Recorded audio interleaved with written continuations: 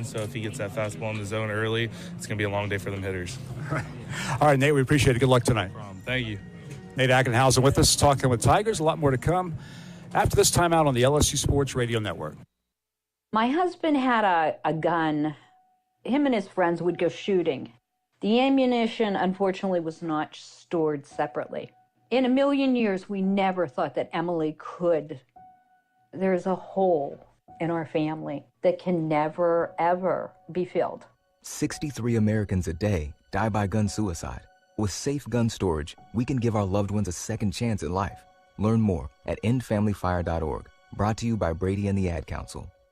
The passion, the tradition, the rivalries. SiriusXM is your destination for all things college sports, and we've got your school covered. On SEC Radio, there's complete coverage of every school in the conference, including live games, plus 24/7 talk and analysis. So cheer along online or on the SiriusXM app and listen to your favorite team anywhere. And now, as a college student, you can stream your first 3 months of SiriusXM for $1. Fees and taxes apply. See offer details and subscribe now at SiriusXM.com/SEC Sports. Papa, why can't we telegraph while riding a horse?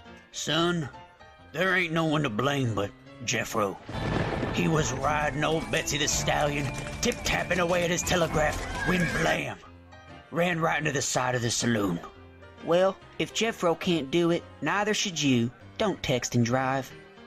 Visit StopTextStopWrecks.org. A message brought to you by the National Highway Traffic Safety Administration, Project Yellow Light, and the Ad Council.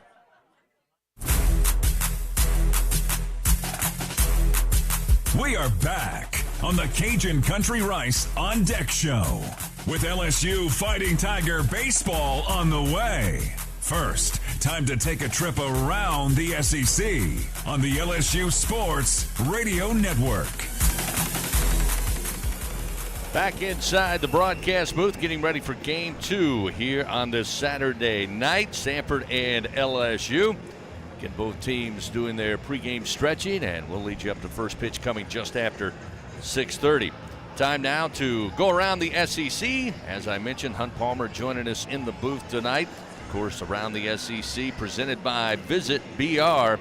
We are here. We are ready. And Hunt, let's take a look. Another full slate. A busy day around the Southeastern Conference in college baseball. But great to see you. Great to have you in the booth tonight. It's great to be here. And look, it's my first game of the year, and you give me a scoreboard with 20 games on it on a Saturday in SEC play. Baptism by fire. Let's get to the standings first. South Carolina leading the Eastern Division at 15-1. Kentucky in second place at 13-2 overall. Florida 14-3 on the season. The Tennessee Volunteers are 13-3.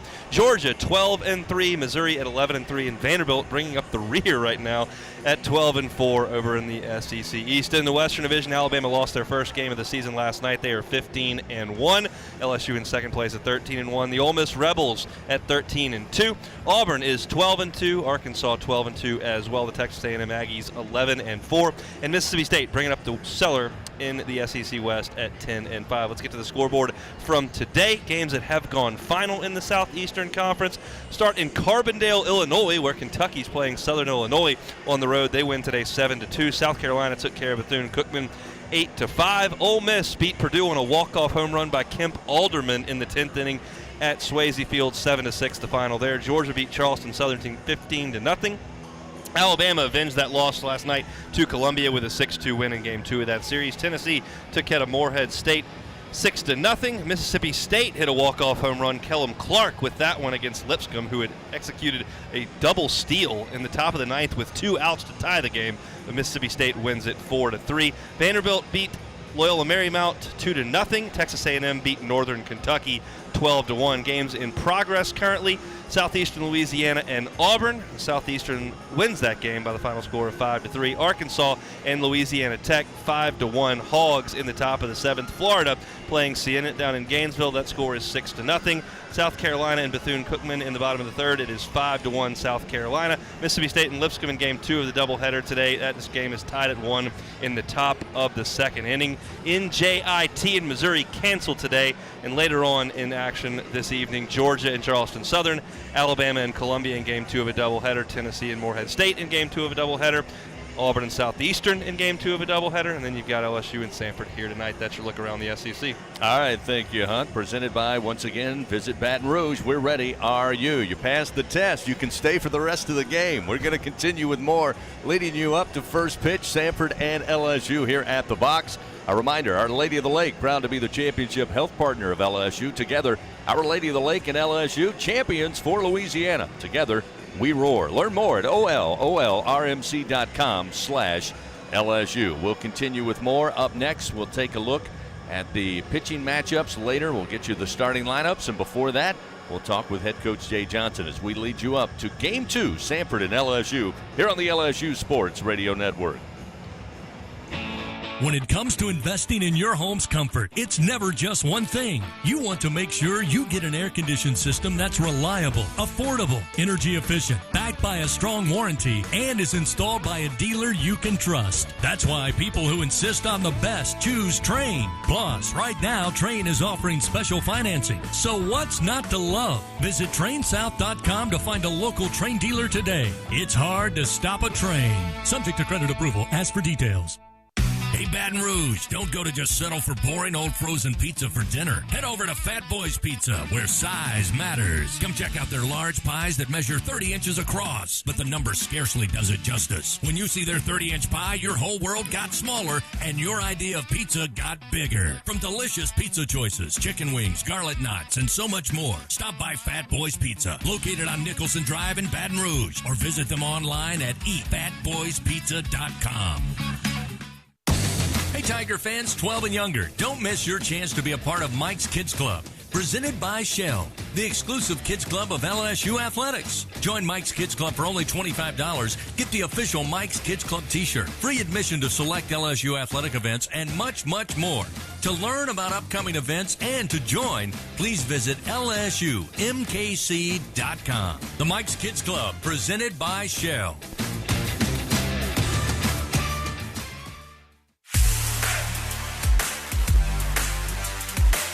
Leading you up to first pitch of LSU baseball.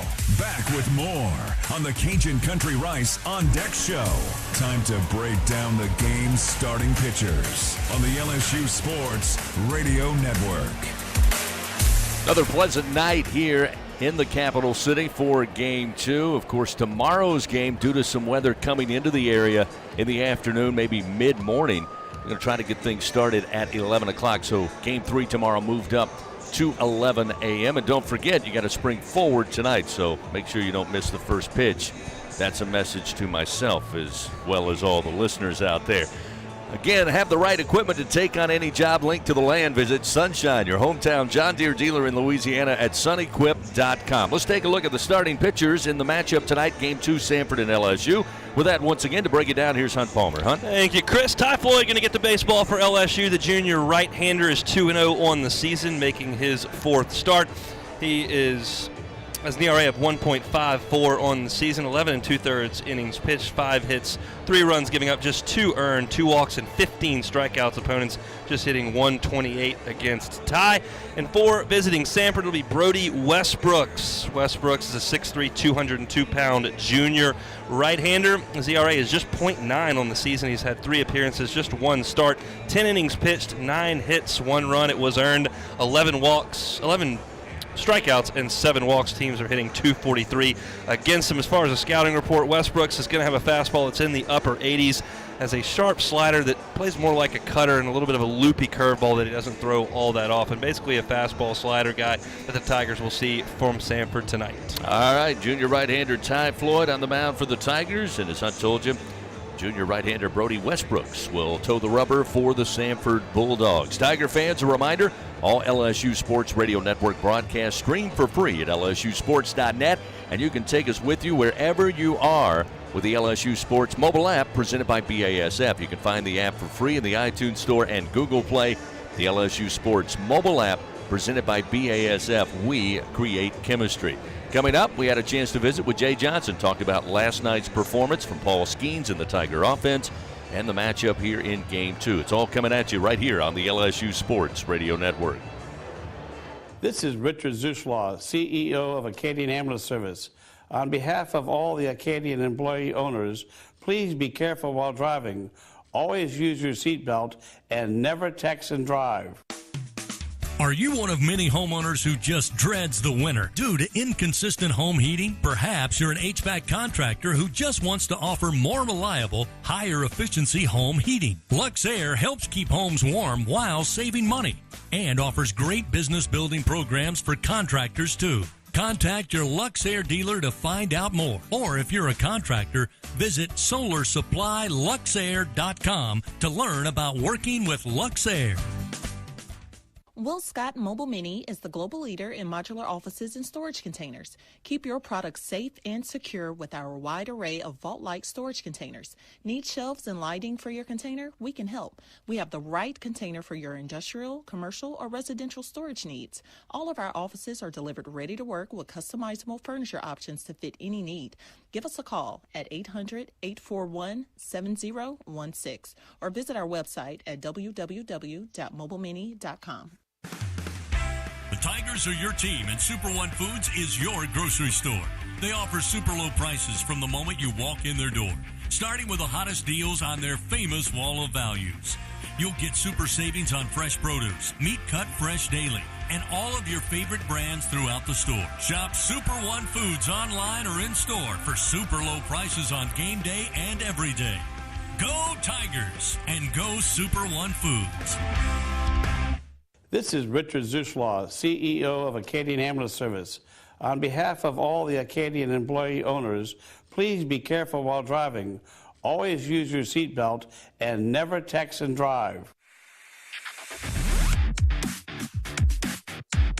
As we continue on the Cajun Country Rice on Deck Show, it's time to visit with the top Tiger. This visit with LSU skipper Jay Johnson, presented by Hancock Whitney, the official bank of LSU Athletics, on the LSU Sports Radio Network.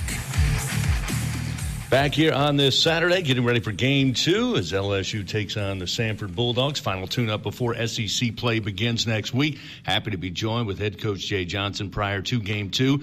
And, Coach, last night, watching the game, calling the game, it appeared to me, for the most part, your guys were trying to figure out the starter in Cravey, who I thought at times looked good, but you kept swinging and just kept chipping away, and eventually the offense came in full force in the middle part and, of course, latter part of the game. Yeah, good pitcher. Hats off to him. He did a good job kind of keeping us slowed down. I don't think he shut us down, but he slowed us down.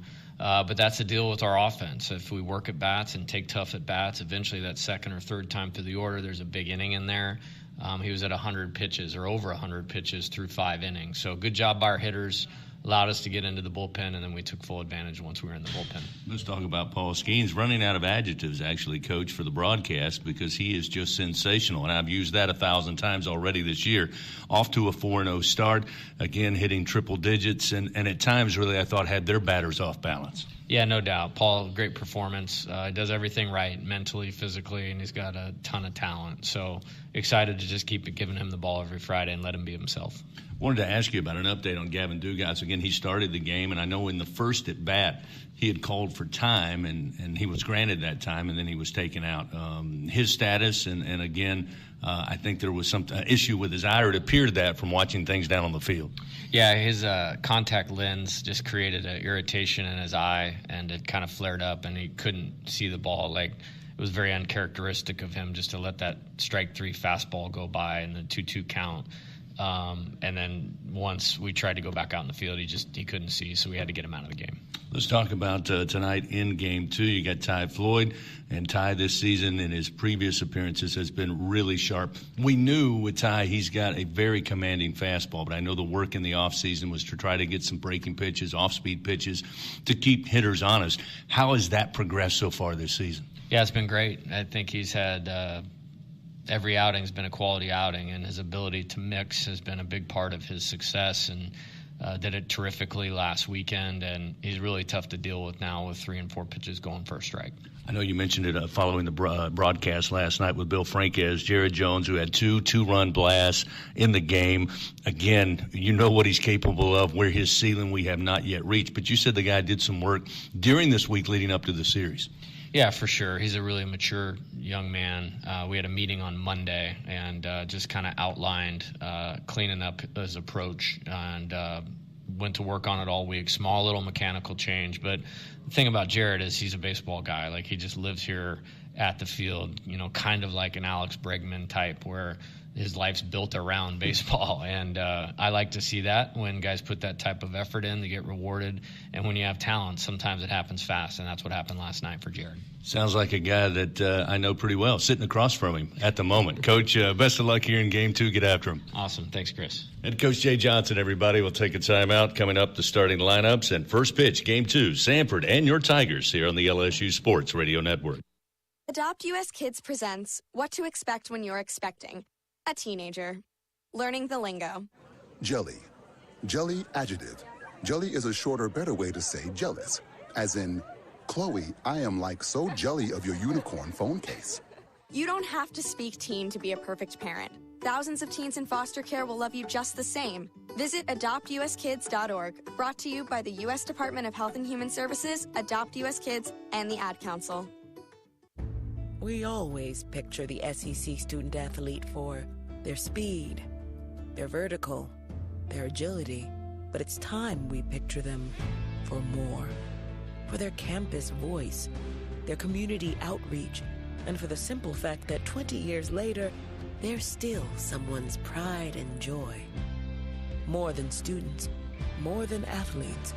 In the SEC, it just means more. Put a frog in boiling water and it'll jump right out. But put a frog in cool water and slowly heat it up, that frog will boil. As veterans, we tell ourselves the lie that we can handle anything. We let the water boil. You are not a frog. If you or a veteran you know needs support, don't wait. Reach out. Find resources at va.gov/reach. That's va.gov/reach. Brought to you by the United States Department of Veterans Affairs and the Ad Council. First pitch of LSU Fighting Tiger baseball is just moments away. Time now for the starting lineups. Presented by Cintas. Proudly helping Louisiana business stay clean, safe, and ready for the workday for over 40 years. On the LSU Sports Radio Network. Game 2, Samford and LSU here at Alec Box Stadium. Tonight's game brought to you by the 7 partners that represent Team LSU: Cox, McDonald's, Our Lady of the Lake, Albertsons, Coca-Cola, People's Health, and Hancock Whitney. Now let's get to that Cintas starting lineup. First for Samford coming in 6-7 on the season. They'll make a change atop the order. It'll be Garrett Staten leading things off. The second baseman, a sophomore, hitting .269. Garrett Howe will bat second. He'll be the shortstop. Jaden Davis will be the DH once again.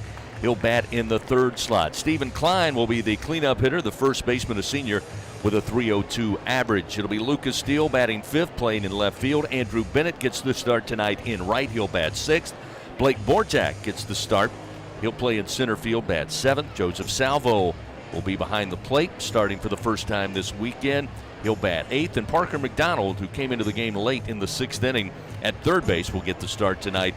He will round out the lineup. Now for your Fighting Tigers of LSU, 13-1 on the season. Paxton Kling red hot. He'll lead things off. The freshman batting .433 over this 8-game win streak. How about a .706 average? Trey Morgan will bat second. He'll be in left field once again. The junior hitting .333. Dylan Cruz stays in the 3 spot. He'll be in center field batting .468. Tommy White, the sophomore, will be the DH batting cleanup. Brady Neal, the freshman, will be behind the plate catching. Batting fifth, Jordan Thompson will be at shortstop batting sixth. Jared Jones, another assignment and a start at first base. The freshman hitting .333, coming off two two-run homers last night. He will bat seventh and play first base. Braden Joubert gets the start at third tonight.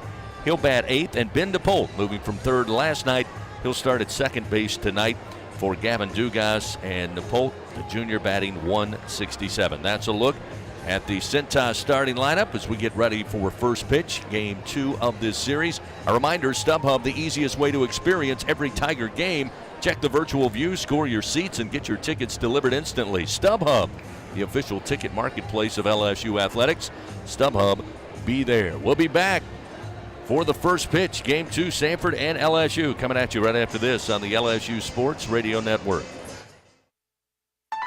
Together, we are partners, setting a new standard for health. Together, we prove that no matter how battle-tested we are, our spirit remains undefeated. Our Lady of the Lake and LSU are creating transformational change and impacting Louisiana with a new standard for healthcare, research, and education. Together, Our Lady of the Lake and LSU are champions for Louisiana. Together, we roar. Learn more at ololrmc.com/LSU. Hi, I'm Kevin Falk, LSU Hall of Famer. My years at LSU were amazing. I've always loved celebrating with my teammates, especially when someone was serving up some delicious Manda salsa. For a lot of Tiger fans, it's just not game day without Manda in the mix. Serving top quality sauces and original seasoning is Manda's strong side. But it's not Manda's flavor that's always got me running back for more. You get it, running back for more. After 75 years, the flavor still says it all. Manda Fine Meats, the official smoke sauce of LSU Athletics. Y'all like it hot and spicy? Then play Boil 'em Up from the lottery. Win up to $3,000. You've hit the bonus round. Play Win It All bonus. Win up to $17,000. Looking for a jolt of cash? Pick up High Voltage Bingo and win up to $30,000. Stack up your winnings with $200,000 stacks. Top prize $200,000. The Louisiana Lottery, giving you a reason to smile. Must be at least 21 to purchase. 17 SEC championships. The flag 5 R's in the pitch. 34 NCAA tournament appearances. Swung on and hit the right field. Way back there. Way back there. 18 trips to Omaha. 6 national titles. The powerhouse of college baseball.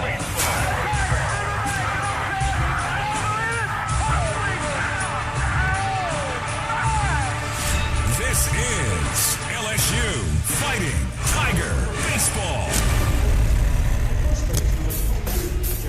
On the LSU Sports Radio Network. Welcome in on a Saturday night to Alec Box Stadium here on the campus of LSU. Game 2, Samford and your number 1 ranked Fighting Tigers. Ty Floyd making his final warm-ups as we get set for the start of tonight's game. Our producer back in the Capital One studio, Taylor Sharp. Hunt Palmer, Chris Blair in the booth with you on this Saturday evening. Time now to check the game day forecast. Again, a nice day here in the capital city. The forecast brought to you by AccuTemp. Chance of power outages never. Get a whole home generator from AccuTemp. Keep the power in your hands. Here in Baton Rouge, 75 degrees. A few clouds in the sky, but forecast for the rest of this evening and this game, well, no precipitation. We'll stay dry and fairly warm. This thing may finish out around 72 degrees when this game is over, although last night the game ended quickly with a 10-run rule. Tomorrow a little different. They're expecting the wet stuff, and coaches agreed to move the game up to 11 a.m. First pitch for Game 3, Samford and LSU, but we'll worry about that tomorrow. Hunt Palmer, last night LSU doing what it does best. I think Doug Thompson put it best by saying, hey, take a look at the competition in the non-conference, take away the Round Rock Classic and, of course, the midweek meeting with Texas. LSU doing exactly what it's supposed to do against these teams from, let's call it, the mid-major conferences. They are. LSU is an exceptionally talented team, and they're taking care of their business against some of these teams that aren't exceptionally talented. I'm told, based on my conversations with Doug and Buzzy, these games generally last about 7 innings. Is that what we're looking for? It has been pretty normal. Well, let's settle in and watch some baseball, partner. Let's do it. Ty Floyd ready to go. Going to change atop the order for Samford, opposed to last night. They had Rodriguez in center field. He led it off. But Staten had a couple of hits, able to get on base in Game 1, so he will lead it off for Coach Tony David and the Bulldogs. The second baseman batting .269, a right-handed hitter. It'll be a righty-righty matchup to get things going as Ty Floyd looks in. And we are moments away from getting underway. Here's the first pitch, and it's a called strike. Time of first pitch, 6:32 Central Time, and it's 0-1 to Garrett Staten. Ty Floyd, as we mentioned, making his second start of the season. As the 0-1 skips outside, gets away from Brady Neal, evens the count 1-1. Last year, And a pitching staff that was really put together, fully admitted by Jay Johnson and his staff. Ty Floyd had bright moments as this one sails outside to make it 2-1. But Hunt, the big issue was we know what he can do with the fastball. He's very good with it. When he's on, the placement is excellent and makes it still a challenge for hitters. But the breaking ball development's been key for Ty Floyd as this one lifted shallow right field. Calling for it will be Napolt, the second baseman, and he will field it about 10 feet inside the fair line. And there's one away as Staten retired. Exactly right, Chris. Look, his freshman year, Ty Floyd was simply a reliever. 20 appearances, no starts. Last year, he started the first 5 weekends and threw almost nothing but fastballs. Got hit a little bit by Texas over in Houston, and they said, okay, let's go to the bullpen. And finally, he emerged in the SEC tournament in the regional as a little bit of a changed pitcher. Now that natural progression means, can you be a full-time weekend starter? Shortstop Howell stands in, a left-handed hitter, fouls the first pitch into the screen above the third base dugout, and it's 0-1. You heard Jay Johnson moments ago. I asked him about the development of Ty's breaking and off-speed pitches, and he said so far so good. But you know, Jay, there's always improvement. You're only getting better every day or you're getting worse. So Ty Floyd trying to work on that, add to his repertoire. A 1-1 count now to Howell. A 364 hitter sitting in the 2 spot as this one sails outside off speed from Floyd. It's now 2-1. I thought the turning point for Ty was really a game that you and I did here against Louisiana Lafayette in the Wally Pontiff Junior Classic. He came out and was throwing breaking balls all over the time. I was like, where did this guy come from? 2-1. One hopper to second. Napolt fields it, throws to first to Jones in time, 2 away. As we know, the fastball's got that ride to it, the spin rate and all the metrics that have been talked about for the last couple of years, and that's always been a weapon for him. But if that's all you got, you're going to struggle a little bit against great teams. But he's been able early in this season to spin that breaking ball, 1 for strikes and 2 to get outs. And that makes him a complete pitcher and a guy that can pitch in Game 2s in SEC play. Jaden Davis stands in. Just like that. There's a pitch on the inside corner. Make it 0-1. Almost an impossible pitch to handle for a right-hander. 0-1. Floyd working quickly. This one just a little low. Evens the count 1-1. Defensively, again, Braden Jobert getting a start tonight at third. Jordan Thompson at short. Ben Napolt moving from third to second here in Game 2. Jared Jones at first base. The 1-1. Swing and a miss. Chased that one that broke away from the right-hander, and Floyd gets ahead 1-2. Trey Morgan in left, Dylan Cruz in center, and the freshman phenom so far, Paxton Kling in right field. Again, Brady Neal completes the battery. Floyd looking for the outside corner with the heater at 96. Just missed, according to Eddie Newsom, our home plate umpire, and that'll even the count 2-2. Newsom behind the plate, balls and strikes. Ryan Broussard at first, Jeff Beeman at second, and Ray Gregson down the line at third. 2 outs, the 2-2. In on the hands and fouled back into the screen. That'll keep the count even. Ty Floyd filling the strike zone up early, getting some early weak contact, exactly what you want from your starting pitcher. I imagine these starting pitchers for LSU trying to follow the same roadmap as Paul Skeens, be very efficient. That will help. Elevated fastball in on the hands, swing and a miss. Down on strikes. Ty Floyd. Pretty easy work there in the top of the first inning. 3 up, 3 down. No runs, no hits, nobody on base. We head to the bottom of the first. LSU comes to the plate for the first time tonight. Kling, Morgan, and Cruz will lead it off after this on the LSU Sports Radio Network. Tom has been a teacher for over 40 years. One day, I think one of the students had asked the question and he didn't remember the answer. And I also noticed that he was letting his class out earlier than they were supposed to let out. I was really starting to worry. Levi and I talked about how it would change our lives, but he was there beside me. When something feels different, it could be Alzheimer's. Now is the time to talk. Visit alz.org/ourstories to learn more. A message from the Alzheimer's Association and the Ad Council. The passion, the tradition, the rivalries. SiriusXM is your destination for all things college sports, and we've got your school covered. On SEC Radio, there's complete coverage of every school in the conference, including live games, plus 24/7 talk and analysis. So cheer along online or on the SiriusXM app and listen to your favorite team anywhere. And now, as a college student, you can stream your first 3 months of SiriusXM for $1. Fees and taxes apply. See offer details and subscribe now at SiriusXM.com/SEC Sports. Right now, our country feels divided, but there's a place where people are coming together. I was nervous to talk to someone so different than me. Me too. Love Has No Labels and One Small Step are helping people with different political views, beliefs, and experiences connect through conversation, and it feels good. This conversation gives me hope. It gives me a lot of hope, too. Take a step toward bringing our country and your community together. Start a conversation at lovehasnolabels.com/one small step. A message from StoryCorps, Love Has No Labels, and the Ad Council. LSU Fighting Tiger Baseball from the LSU Sports Radio Network. 3 up, 3 down for Ty Floyd. Top of the first inning. Samford nothing to offer. We go down to the bottom of the first. Fans get low-rate long-term financing right now on powerful Kubota tractors, mowers, and utility vehicles. Visit LSUKubotaDealers.com for your nearest Kubota dealer. Test drive a Kubota today. Leading things off, Paxton Kling. 12 of 17 at the plate in this 8-game win streak for LSU. He'll lead it off, and the first pitch offered up by Westbrooks catches the plate at the knees, and it's 0-1 to Kling. Kling on the year batting .433. 31st plate appearance of the season. Westbrooks fires, and this one rocketed to left center field, dropping quickly, and out of the reach of Bortak, the center fielder. And around first into second will be Paxton Kling. So again, an incredible run here for Paxton Kling. Hard to believe he is a freshman. Doesn't look like it, doesn't play like it. And the Tigers have the leadoff man in scoring position here in the bottom of the first. There's not a tool not in Paxton Kling's toolbox. He's got all of them. He can hit it 425 feet. He can play great defense, as you saw to close the game last night. He can run like a deer, and he can drive the ball in the gap for a leadoff double. Absolutely every tool in the toolbox Paxton Kling has. He's going to be a great one here in Baton Rouge. Trey Morgan now stands in. First pitch, he'll take a swing and foul it into the screen. 0-1 to Trey Morgan, .333 hitter on the year. 16 runs batted in.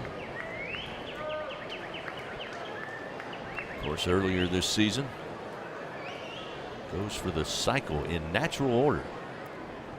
The 0-1. Again, a big hack, but it fouls out of play left side. 0-2 to Morgan, so he'll tighten up a little bit, protect the plate, try to get something going with Kling leading off with a double down at second base and nobody out. Tigers aggressive early. They've swung at 3 of the first 4 offerings from the Samford right-hander. Expecting a lot of fastballs, a little bit of slider action from Westbrooks. Here's the 0-2 as this one misses high. Fastball elevates, and it's 1-2 now to Trey. By the way, in warm-ups today, just before the start of the game, the Tigers taking infield, we saw Tommy White working with Braden Joubert at third.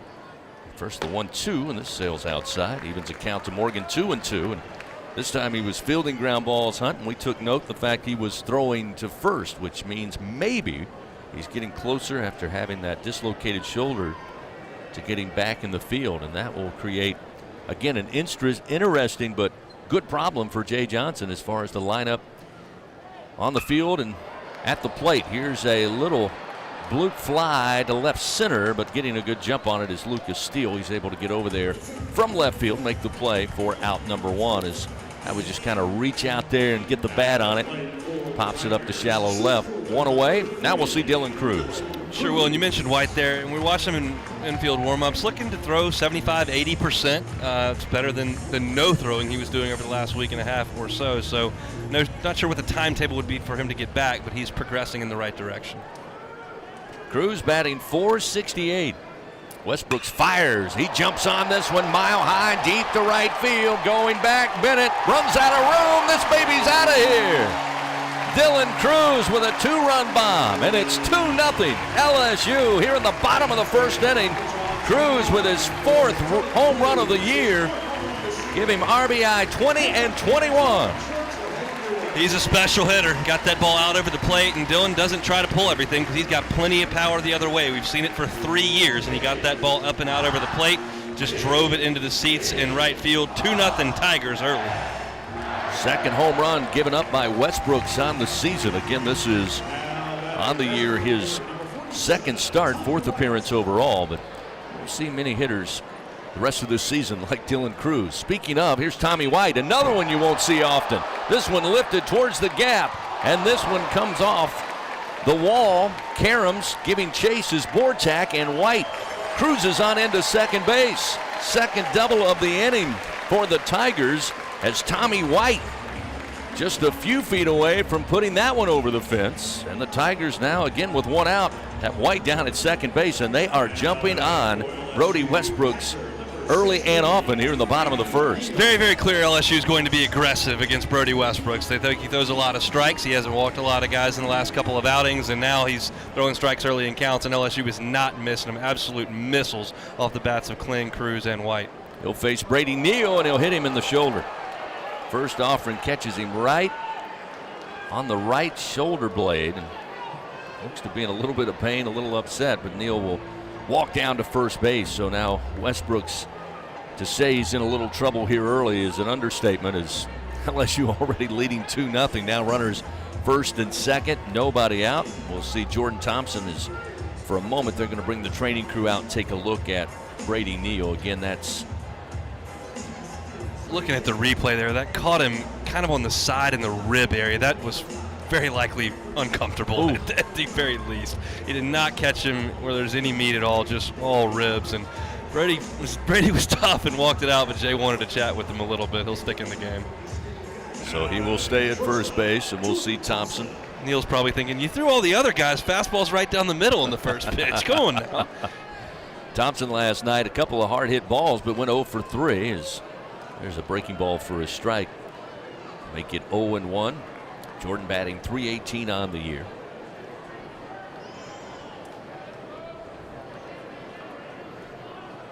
One away, runners first and second. Westbrooks fires, swing and a miss. This one a fastball just off the plate. 0-2 now to Thompson. I was headed home last night and heard Doug jinx Jordan's defense right on the air. I heard it. I was paying attention. Another one that thinks we impact the game. Here's the 0-2. Swung out and fouled out of play right side. And I say that, and people may listen and go, well, wait a minute, Chris, you do. There's old-fashioned rules about broadcasting. I would never believe in my condition in any form or fashion have any impact on what these incredible student athletes do, regardless of what I say. But I'll respect others' superstitions. Here's the 0-2 to Thompson. This one going to be lifted in the air, but to third base. Parker McDonald will step up and just in front of the bag make the fly ball out for the second out of the inning. Anything to blame something on Doug, quite frankly. Oh, he took it hard, too. He took I heard it. He said, I'm not going to say anything the rest of the night. You weren't jinxing this guy last night. Jared Jones. Again, Coach Jay Johnson talked about it last night following the game, and then we talked a little bit more earlier in the clubhouse about just a small tweak to his swing, but more between the years. Coach Johnson thought of sitting out a little earlier in the week and then getting the start last night as this one misses for ball one. And obviously both mentally and physically it worked. Two-run bombs, one to right, one to left. The 1-0. This one high and deep center field. Bortak going back, but he'll run out of room. Jared Jones. How about a 3-run home run? And the Tigers here in the bottom of the first inning, making it 5-0. Jared Jones on a tear with a long ball. That's his 5th home run of the year. And that one got out of here. I gave Bortak a little bit of credit going back there, but off the bat, that looked like it was headed to Tiger Stadium. I mentioned Paxton Kling has every tool in the toolbox. Jared Jones may not. He doesn't run great. He's not an elite defensive player, but the power is unbelievable. There just aren't that many college freshmen that can hit it off the top of the scoreboard one night and then drive it out of the yard to high into the night into deep right field the next. That is impressive. Now time called as standing in was Braden Joubert, but Joubert was in the box, but home plate umpire Eddie Newsom called time as Westbrook started the release, so that's a non-pitch. And again, I think Tony David wanted a little explanation. Didn't get much of one, but everything's reset now. 2 outs, and Joubert stands at the plate. Got the start tonight at third. The pitch to the left-hander. Missed the outside corner. Boy, you can tell Westbrook's right now really struggling. You sit around all day and think about making your first career start in front of 10,000 at the box, and then it starts like this.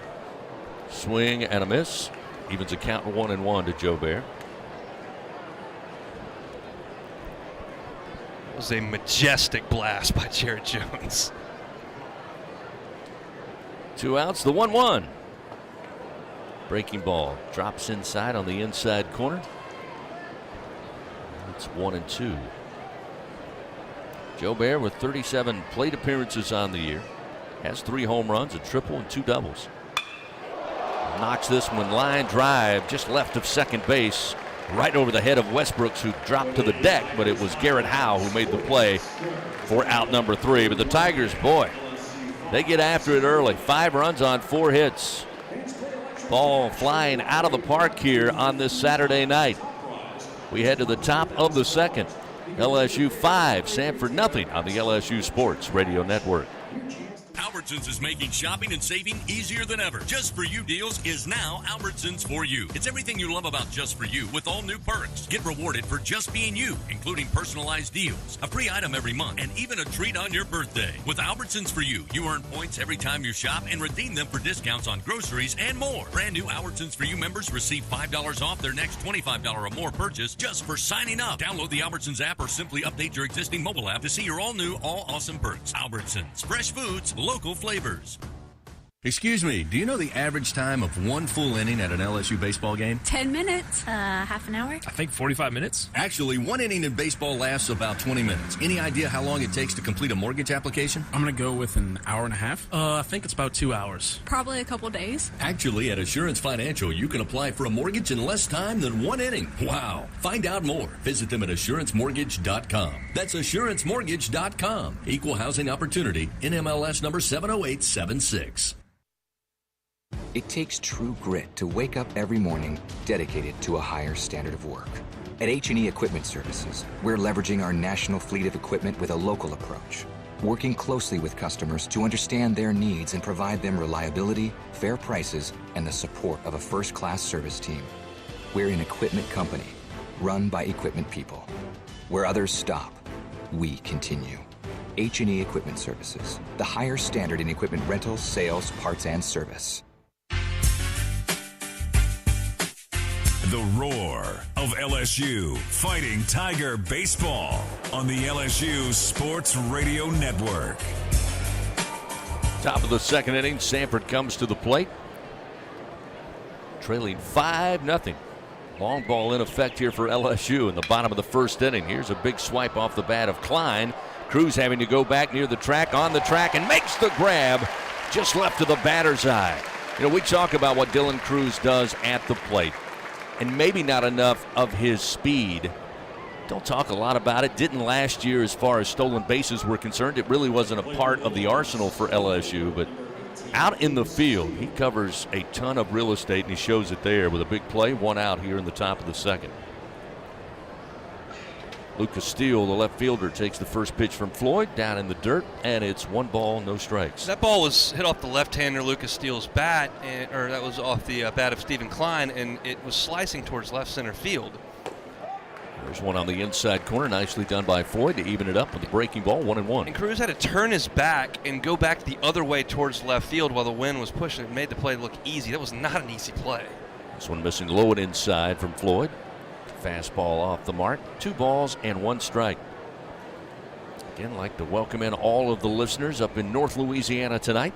2-1. Fouled back into the screen by Steele. Evens a count 2-2. They got awfully excited on the Twitterverse when they heard that one of their own, Hunt Palmer, was going to be on the call. So we get all kinds of check-ins from North Louisiana. I'll always claim my roots up there in North Louisiana.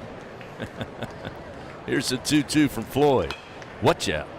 Hard foul into the screen above the dugout, third base way.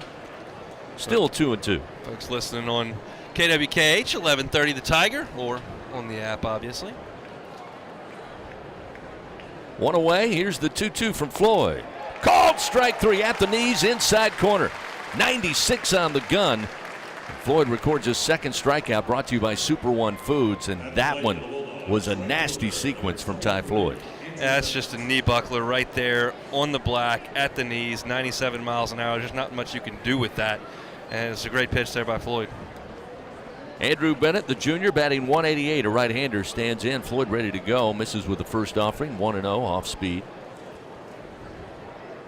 Again, I think LSU's pitchers have done a nice job adjusting to the pitch clock, as this one a called strike. Bennett couldn't fully commit, but home plate umpire Eddie Newsom can. It's 1-1. 2 outs, the 1-1. There's a strike at the knees. Fastball coming in from Floyd. Now he's ahead, 1-2. Not that anyone cares at all, but it is an adjustment doing color with the pitch clock. Got to be a little quicker. The 1-2. Called strike 3. Another one at the kneecaps from Ty Floyd. Strikes out the final 2 here in the top of the second. Another quick inning, 3 up, 3 down. That is the 3rd strikeout for Ty Floyd in his start. No runs, no hits, nobody touches base. We go to the bottom of the second. LSU leading 5-0 over Samford on the LSU Sports Radio Network. It's 4 a.m., Monday, and you're literally sucking baby snot through a tube because she's congested. Man, that's love. And if you love her that much, love her enough to make sure she's buckled in the right car seat. To make sure your child's in the right seat for their age and size, visit nhtsa.gov/the right seat. Show them you love them. Keep them safe. Visit nhtsa.gov/the right seat. Brought to you by the National Highway Traffic Safety Administration and the Ad Council. We always picture the SEC student athlete for their speed, their vertical, their agility, but it's time we picture them for more. For their campus voice, their community outreach, and for the simple fact that 20 years later, they're still someone's pride and joy. More than students, more than athletes. In the SEC, it just means more.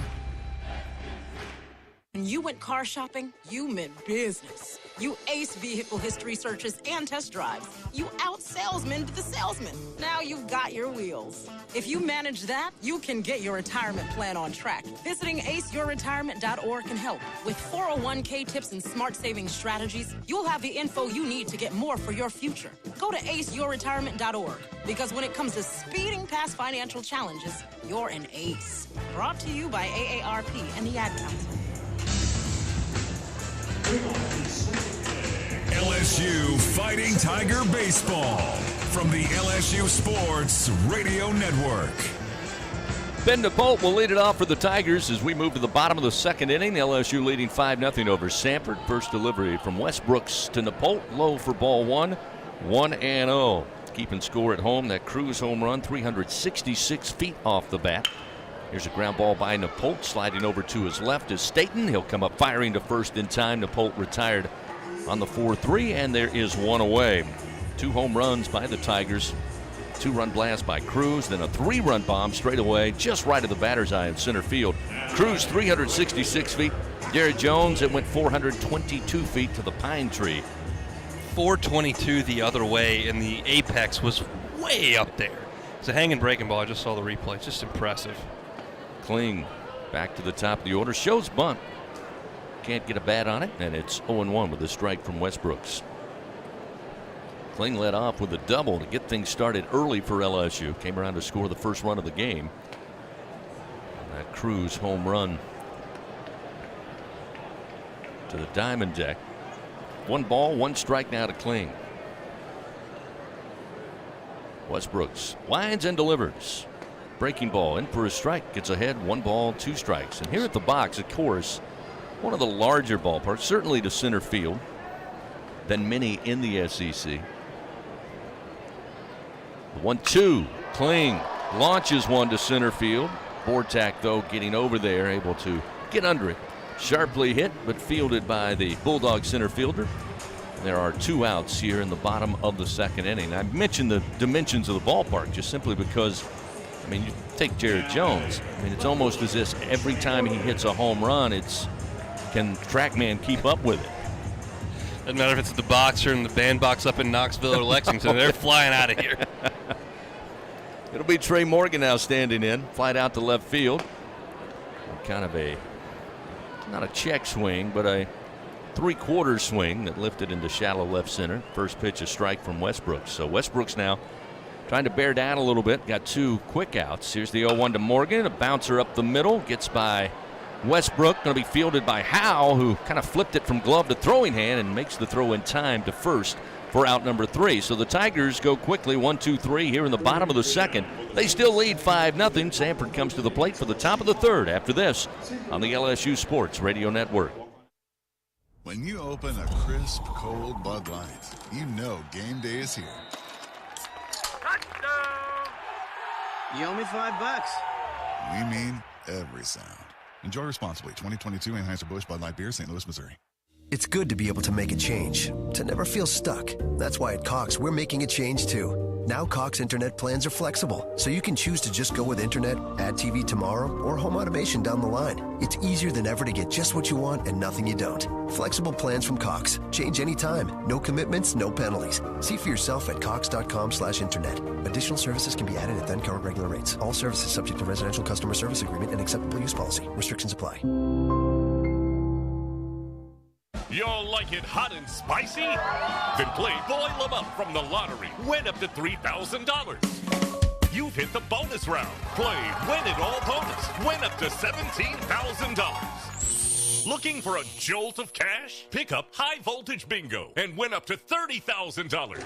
Stack up your winnings with $200,000 stacks. Top prize $200,000. The Louisiana Lottery, giving you a reason to smile. Must be at least 21 to purchase.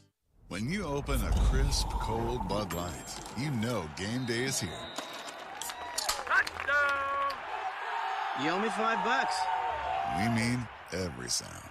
Enjoy responsibly. 2022 Anheuser-Busch Bud Light Beer, St. Louis, Missouri.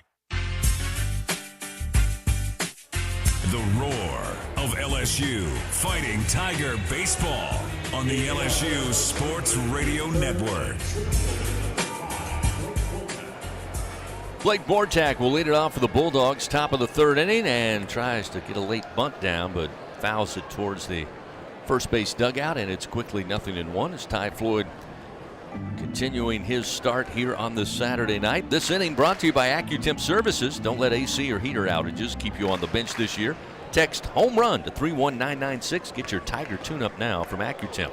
Again, trying to drag bunt down the first baseline and coming up empty, but the pitch missing makes it 1-1 to Bortak, getting the start tonight in center field. Now he'll swing away, chopper towards third, playing in as Joe Bear. He'll go up, bring it down, throw to first in time to Jones, and there's one gone. Here in the top of the third inning, 5-3 ground out for Bortak. Right, and Joe Bear playing a little infield there. There had been a couple of squares to bunt, so he was inside the bag. Got that Baltimore chop, went up and grabbed it. Strong throw across. He's been an outfielder to DH in most of his time here in Baton Rouge, but because of some injuries and some issues on the infield, he's having to play third base, and that was a nice little play.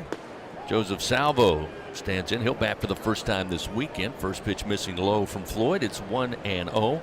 Salvo, a junior, making his fifth start of the season. There's a pitch for a strike from Floyd to even it up 1-1. Now, this is the first broadcast Hunt and I have worked on this season. And I've asked each of them, after the 1-1 that sails outside, make it 2-1. You seem to be the more traditional of Doug and Buzzy when it comes to rule changes. You're more traditional on uniforms. 2-1. There's a strike to even the count, 2-2. I listened to your show during the week, and you seem to always side on tradition. So, almost always. So the new rules, speeding up the game. First, we'll get this 2-2 pitch. And hit on the hands, a little slow bouncer to first. Jones will pick it up. Floyd covering. He'll toss it to him. 2 gone. I don't need it. I'm okay with a 3 hour and 30-minute baseball game because I love baseball. I understand that they're not catering to me with the rule changes. I'm concerned a little bit when I hear Dave Van Horn and Fayetteville say they struggle a little bit trying to get defenses called for bunts and whatnot because they can't step off the rubber. And that concerns me a little bit, but I'll get used to it. That's the best I can say. Parker McDonald stands in. He'll bat for the first time tonight. Came in the 6th inning. Did not get an at-bat at third base as a replacement. Here's the 1-0. Check swing, fouled into the screen. Evens it up. 1 ball and 1 strike. I think there are parts of the new timing rules that do affect some strategy. I will certainly grant you that. But when it comes to pitchers and batters, especially with nobody on, I'm in favor of let's just get going. And again, as I mentioned in the last inning, LSU, I think their pitching staff, Paul Skeens is ready to throw. He works like a machine as this one misses high and inside. make it 3-1. And you can see the adjustment that really all of the pitchers have made, certainly for LSU, and I'm sure across the country, on being locked in, changing their rhythm a little bit. I think it changes when you get runners on. Here's the 3-1. There's a strike to field it up. 3 balls, 2 strikes now to McDonald with 2 away. I'll be a cranky guy if we have multiple called balls and strikes that affect outcomes in regional play. Until that, I'll be quiet. Payoff delivery. Missing low as Ty Floyd gives up his first base on balls with 2 away. That'll send McDonald down to first base. We'll head to the top of the order in Garrett State. I still agree with Jay Johnson. I mentioned it a number of times. I mean, they're putting, again, the umpires, we sometimes give them a hard time, certainly in jest most of the time. But there are a lot of things going on just with the game of baseball. Now you add checking the clock, making sure the batter's in, making sure the pitcher delivers it. And now we're going to add a microphone, which I'm in favor of, to give us some of the detail. First pitch to Staten. Breaking ball in for a strike on the inside corner from Ty Floyd, and it's 0-1. But Jay's concern is that's the number one priority, calling balls and strikes. And now there's a lot of things that they're having to take account for. Runner at first, Floyd glances over. Now the 0-1. Way outside, gets away from Neal. That's going to allow McDonald to scoot on into second base. Is that wild pitch? Not sure if maybe they were on the same page there. Neal not sliding over, but he's usually pretty good at that. But that one just well out of his reach. Speaking of umpires. I know where you're going. Oh, my. Did you see yesterday to end the game over at UNO? My goodness. I did. The umpire got suspended for a bad third strike call. That's how bad it was. Go look at it on Twitter. The 1-1. Off speed, and they're going to say that it caught him, maybe caught the jersey, a little bit of the arm. There wasn't much contact there, but immediately called by our home plate umpire, Eddie Newsom. He says it caught him. So Floyd gives up a walk to McDonald with 2 outs. Now a hit by pitch sends Staten down to first base in a 5-0 ball game. Samford trying to find a little 2-out magic here. Yeah, obviously the home plate umpire, and I'm saying this tongue-in-cheek, was really caught up with the pitch count clock because that called strike 3. Again, it was announced later today that he will be suspended from that series and will not be calling anything in the umpire uniform the rest of the weekend. Now we have time called, and Jay Johnson being called over by Eddie Newsom here. They're having a quick conversation about 20 feet away from each other. Again, this is where that mic would be involved. I read some of the instances where the umpires will address the crowd, and obviously those keeping score and those on the broadcast. It's talked about having those conversations when it goes to review so that everybody kind of knows ahead of time what the review is over. We'll see how that works here in the coming weeks. As Ty Floyd going to look back to second, get McDonald back on the bag. 2 outs, 5-0 LSU leads. Samford with runners first and second. Floyd from the stretch to the plate. Misses inside as Neal had to reach out and snag that one. And now we're going to see Coach Wes Johnson, pitching coach, run out there and visit with Ty Floyd here with 2 outs. Yeah, walk and a hit by pitch to the 9 and 1 hole hitters. You got the 2 hole hitter up here, and Ty not really close with that first offering. So Wes may see something mechanically that he wants to talk to him about, or he may just say, hey, you need to settle down and wants to break the rhythm a little bit here. But Ty does not have his sharpest command in the last 10 or so pitches. Now we'll see some personnel start to make their way, walking their way to the LSU bullpen here. Again, a quick meeting has to be. Mound visits 30 seconds. Again, the new rule is they got 30 seconds to get out there, say what they got to say, get back to the dugout, because as soon as that 30-second is up and the batter's ready to go, that 20-second pitch clock starts to run. So Floyd steps back up on the rubber with 2 outs. Runners first and second. A 1-0 count to Howell, the shortstop, and he will knock one high in the air, but not very deep. Thompson sailing back in shallow left center, and the shortstop has it for out number 3. So a couple of free passes turn into nothing for Samford. No runs, no hits. They leave 2 men on. We go to the bottom of the 3rd inning. 5-0 LSU leading. Tigers will send up Cruz, White, and Neal when we return on the LSU Sports Radio Network. My husband had a gun. Him and his friends would go shooting. The ammunition, unfortunately, was not stored separately. In a million years, we never thought that Emily could. There's a hole in our family that can never, ever be filled. 63 Americans a day die by gun suicide. With safe gun storage, we can give our loved ones a second chance at life. Learn more at endfamilyfire.org. Brought to you by Brady and the Ad Council. The passion, the tradition, the rivalries. SiriusXM is your destination for all things college sports, and we've got your school covered. On SEC Radio, there's complete coverage of every school in the conference, including live games, plus 24/7 talk and analysis. So cheer along online or on the SiriusXM app and listen to your favorite team anywhere. And now, as a college student, you can stream your first 3 months of SiriusXM for $1. Fees and taxes apply. See offer details and subscribe now at SiriusXM.com/SEC Sports. Papa, why can't we telegraph while riding a horse? Son, there ain't no one to blame but Jeffro. He was riding old Betsy the Stallion, tip-tapping away at his telegraph, when blam! Ran right into the side of the saloon. Well, if Jeffro can't do it, neither should you. Don't text and drive. Visit StopTextStopWrecks.org. A message brought to you by the National Highway Traffic Safety Administration, Project Yellow Light, and the Ad Council. Back to the action of LSU Fighting Tiger Baseball on the LSU Sports Radio Network. Bottom of the third inning, LSU leading 5-0 here on this Saturday night. Leading things off will be Dylan Cruz. Had a 2-run homer. First pitch, jumps on it. Ground ball right up the middle. Base hit to center field. So Dylan Cruz now 2 for 2 on the night. And the Tigers again have the leadoff man aboard here to start the bottom of the third inning. Things certainly heated up on the field early here at the box. But remember, whenever you're ready to cool it down, count on Slow Melt Ice. Colder, cleaner, and longer lasting. Since 1997, Slow Melt Ice has been a leader in providing packaged ice and bulk ice for commercial, industrial, and retail businesses here in South Louisiana. Check them out at slowmeltice.com. Tommy White stands in. He had a double first time up in that first, where the Tigers plated 5 runs. Westbrooks tries to catch the outside corner, but misses with the fastball, and it's 1-0 to White.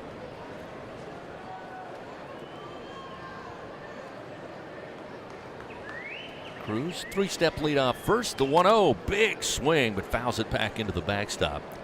It's 1-1.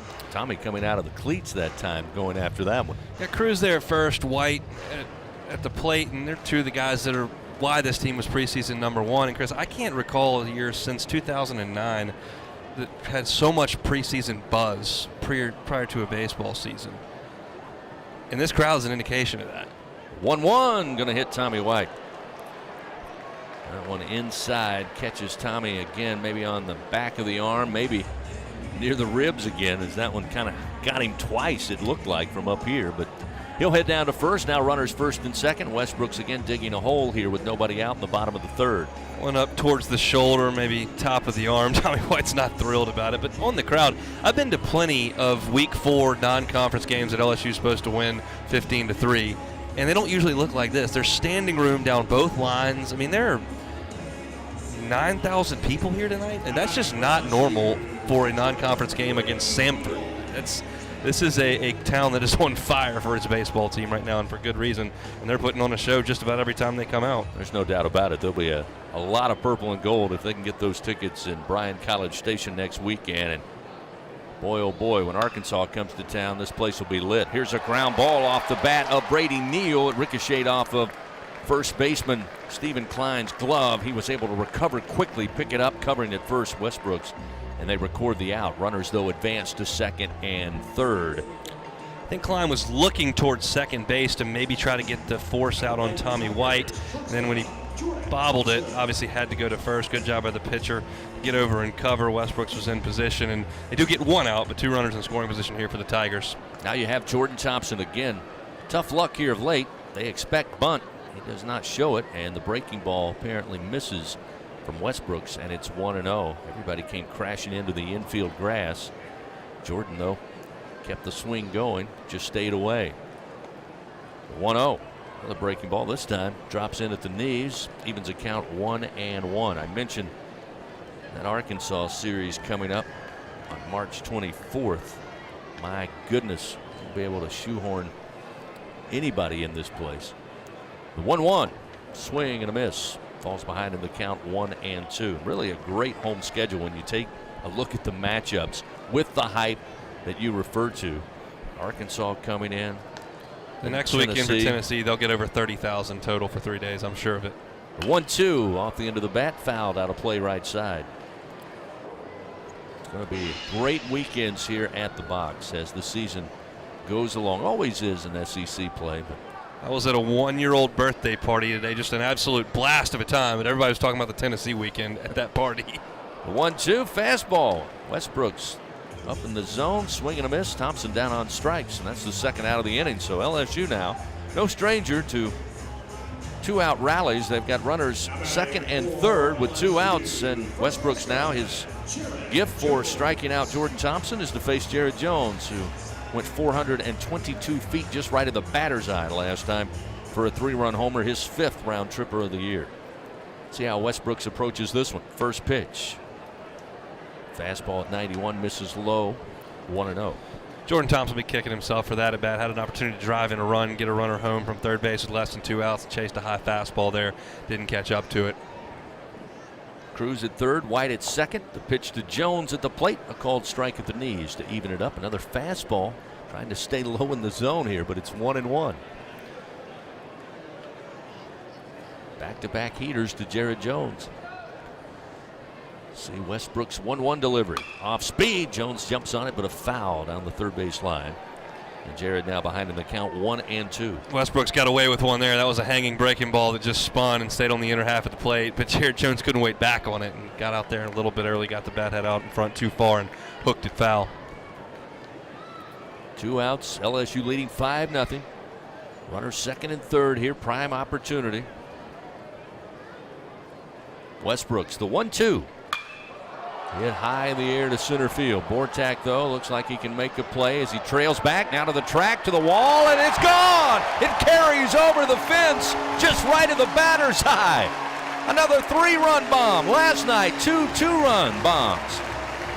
Jared Jones punishing baseballs here at the box.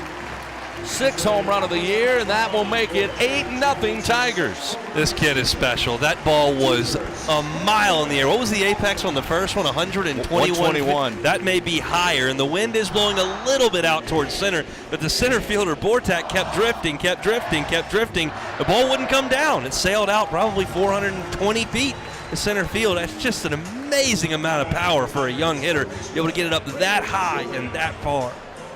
Back-to-back homers for Jared Jones. And just when it looked like Westbrooks was going to sneak out of the bottom of the third, he gives up a 3-run bomb. First pitch to Braden Jobert. Misses outside, ball 1. Jobert smacked one, but right at the shortstop in the first inning, his first at bat. The 1-0. Westbrook's trying to nibble the corner outside and misses. Make it 2 balls, no strikes. We know that Jones went through that patch where he was 0 for 13 with 9 strikeouts. So that may happen to a young player, but he's got to continue to get at bats because the power potential is just off the charts with this kid. 2-0. This one is gone. Towards right field, making its way towards the Intimidator, and boy, oh boy, did Braden Jobert catch that one. That makes it 9-0 LSU. Hey now, that's back-to-back homers. Here in the bottom of the third, it's now 9-0. That's back-to-back homers from the 7 and 8 holes in your lineup here for LSU. It is, it's a pretty good lineup. And Chris, I'll be very honest with you. I appreciate the folks for coming to the box tonight. I appreciate them for listening. I'm about ready to get to College Station, quite frankly. I have seen this, and it is a lot of fun, but this team is ready for the SEC. We'll have a pitching change now as Tony David comes out. Brody Westbrooks, too many mistake pitches tonight, and the Tigers making him pay. 4 home runs we've played, not yet 3 full innings. So they make a pitching change, powered by Sunshine, your hometown John Deere dealer in Louisiana. 9-0 LSU leads. We'll tell you about the Bulldog pitcher when we come back on the LSU Sports Radio Network. Tiger fans, with awesome John Deere deals by Sunshine, you'll never strike out. Ask us about tractor packages with 0% financing available. When you're looking for excellent products to help you get the job done, look no further than Sunshine Quality Solutions. Learn more at sunequip.com. Some restrictions apply. See dealer for details. Offer ends May 28, 2023. Our Albertsons is making shopping and saving easier than ever. Just For You deals is now Albertsons For You. It's everything you love about Just For You with all new perks. Get rewarded for just being you, including personalized deals, a free item every month, and even a treat on your birthday. With Albertsons For You, you earn points every time you shop and redeem them for discounts on groceries and more. Brand new Albertsons For You members receive $5 off their next $25 or more purchase just for signing up. Download the Albertsons app or simply update your existing mobile app to see your all-new, all-awesome perks. Albertsons. Fresh foods, local flavors. Support your LSU Tigers with Hancock Whitney, the official bank of LSU Athletics. From game day to the offseason, Hancock Whitney LSU credit and debit cards are a big win for any Tiger fan. Want to get your paws on these cards? Well, apply online or visit HancockWhitney.com/LSU. Hancock Whitney Bank, member FDIC. All accounts subject to credit approval. Terms and conditions may apply. LSU Fighting Tiger Baseball from the LSU Sports Radio Network. Bulldogs make a change on the mound after starter Brody Westbrooks gives up 9 runs on 7 hits, 4 home runs by the Tigers. We are not out of the 3rd inning just yet. And they'll call upon Ben Peschke to take over. Peschke will face Ben Napole, who grounded out to second base his first time up. Back in the second frame. Get you the numbers on Peschke after this first pitch, and it drops in low, missing at the ankles. 1-0. Yeah, Peschke's a 6', 200-pound right-hander. He is a junior for the Samford Bulldog squad. 1-0 delivery. Hit foul towards the railing on the third base dugout. Peschke leads the team in appearances with 7 on the year. He's 2-1 with a 3.37 ERA. 10 2/3 innings pitched. He's given up 11 hits and 7 runs, 4 of them earned, 7 walks, 15 strikeouts. 1-1. Swing and just a tap over to the on-deck circle of LSU. Scouting report on Peschke is low 90s fastball. That went up to 94. He'll throw a 4-seamer as well as a 2-seamer. The breaking ball is going to be a curveball here, but a lot of heaters because he's got 2 different ones to work with. 2 away. Peschke now winds. The 1-2 pitch. Little tapper, bouncer in the infield grass, charging in. McDonald, going to be a tough play, but a nice job. Digging it out by Stephen Klein on the short hop will result in out number 3. The Tigers, though, another big inning. 4 runs, 3 hits, nobody left on. It's 9-0 LSU. Top of the 4th coming up on the LSU Sports Radio Network. Now batting in the cleanup position, Jenny King, the king of clean. Tiger fans, Janney King is a proud partner of LSU Athletics and even more proud to provide you, the players, and every fan that comes to a game here with a healthy stadium that has been cleaned by our team of professionals. Let us clean and disinfect your business. Go to JannyKingCleans.com now. That's JannyKingCleans.com. Janney King, the king of clean. When you're done listening to the Tigers take another victory, the rest of the city will be waiting. After all, there's a lot more to Baton Rouge than just Saturday nights. From famous historic landmarks to iconic hole-in-the-walls, even some of the world's best blues joints, there's something special around every corner. But these foodie flavors and soulful sounds are just a sample of what Baton Rouge has to offer. Whatever you're into, it's all right here. Go to visitbatonrouge.com and start putting together your post-game playbook. Southern Air Heating and Cooling is proud to be an official sponsor of LSU Athletics. Their team of AC professionals have been serving the comfort needs of the people of Louisiana for over 25 years. Much like the fans of the Tigers, our commitment to Tiger athletics and providing great service remains as strong as ever. Southern Air Heating and Cooling. Go Tigers!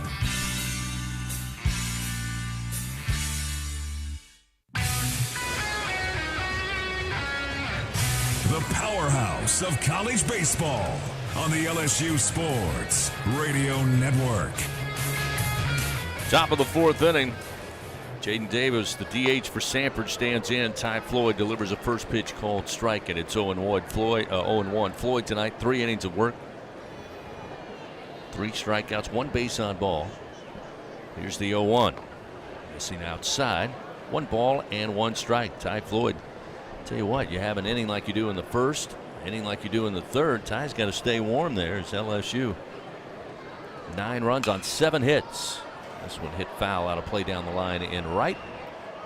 And the DH, Jaden Davis, falls behind 1-2. What do you make of the SEC? Again, preseason, we talked about the hype LSU had.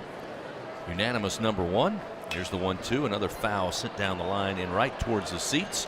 But again, depending on which poll you subscribe to, 7, 8, 9, 10, 11 in the top 25. Non-conference, what do you see? I like LSU, Tennessee, and Florida. It's the top 2-3 teams in the league right now.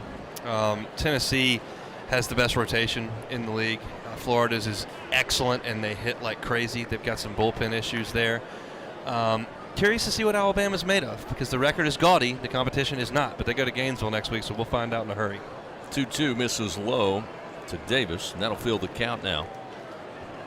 Most interesting thing may be Mississippi State. After a national championship, you fall flat last year. Okay, that's a hangover. Not pitching and playing defense this year. 3-2, swing and a miss. Ty Floyd records strikeout number 4. Another Super One Foods strikeout, and there's one away here in the top of the 4th inning. Had that very conversation in Nashville with our colleagues at Mississippi State. And again, a lot of them unable to really put their finger on it other than the clear and plain stats of the non-conference play. Did the name Jurangelo Sanger come up? I don't know if they mentioned anybody by name. I think that's. Well, are you aware of who Jurangelo Sanger is? He throws 95 right-handed and 92 left-handed, and he's their Friday night starter. This one as a freshman. Misses inside. Pretty good pitch that time from Floyd, but that'll make it 1-1. And it is not a gimmick. He's really good from both sides. It's amazing to watch. 1-1. Foul tap comes off the bat and the ankle of Stephen Klein, the first baseman. He will hop his way, trying to make that one go away quickly. It's 1-2 now as Floyd ahead in the count. Sanger's got a glove that's customized to him. He can put it on either hand. Yeah. And depending on what side of the plate the batter hits from, he just puts the glove on that hand and fires away. And he's been their shining light as far as pitching goes, because everybody else is struggling over there in Starkville to get outs. One away. Here's the 1-2. Way upstairs. Neal can't get a glove on it. Goes all the way to the backstop. That'll even the count 2-2. Your take on Ole Miss. You mentioned the hangover Mississippi State had. How about the Rebels coming off their first title? They can really hit. Kemp Alderman is a phenomenal hitter, and Jacob Gonzalez is one of the best players in the country. 2-2 jammed him, and a little pop foul. Takes a bounce in front of the third base dugout. Count remains 2-2. Their issue is pitching. Hunter Elliott is their ace. He was their Friday night guy. He was a freshman last year and pitched all the way through Omaha, and he's got some elbow issues, so he's going to be down for a good bit of the season.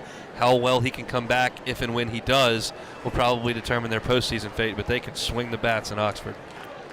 2-2 pitch to Klein. Misses high. That'll fill the count now to Klein, who flied out to Dylan Cruz on a great play back in the second inning by the Tigers center fielder. Eddie Furness's kid swinging the bat for Ole Miss had a big hit for them today in the 9th inning. 3-2 misses outside. That'll be the second base on balls given up. And that will send Klein down to first with one out here in the top of the 4th inning. Looking at Ty Floyd here, he's just missed with that one, but he's had some pretty big misses as well. It's been a little bit of an uneven performance based on the line score. He hadn't given up a hit. It hasn't been razor sharp thus far, but his stuff's so good, and you can kind of overpower some of these non-conference teams. It's still been a nice effort. I'd like him to clean it up here the last couple of innings he throws. Lucas Steele swings at the first pitch, sends it into the screen behind the plate, and it's 0-1. Well, you wanted to know, and for those of you keeping score at home, Jared Jones' first home run into the pine trees, went 422 feet. Again, at 121, the apex. Hunt thought the second home run was higher. Johnny, tell him what he wins. Jones went 414 feet over the center field wall, and the apex was 137 feet. 137 feet? Oh, my word. It's not every day you sit in the press box and get a tap with a note from the stats guy who says, hey, by the way, the record for home runs in a game in NCAA baseball is 6 by Marshall McDougal. But that's where we are with Jared Jones, because he had 2 last night. He had 2 today already, and one of his other at-bats last night, he hit one that was, a foot from a home run? Yeah.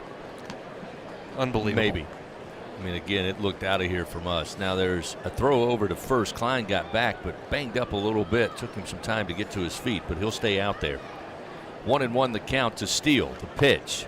Off speed, misses outside. Now 2-1. Actually, a fastball that missed outside a little high. It's 2-1 to Steele, who was caught looking by Floyd. One of 4 strikeouts on the night for the Tiger right-hander.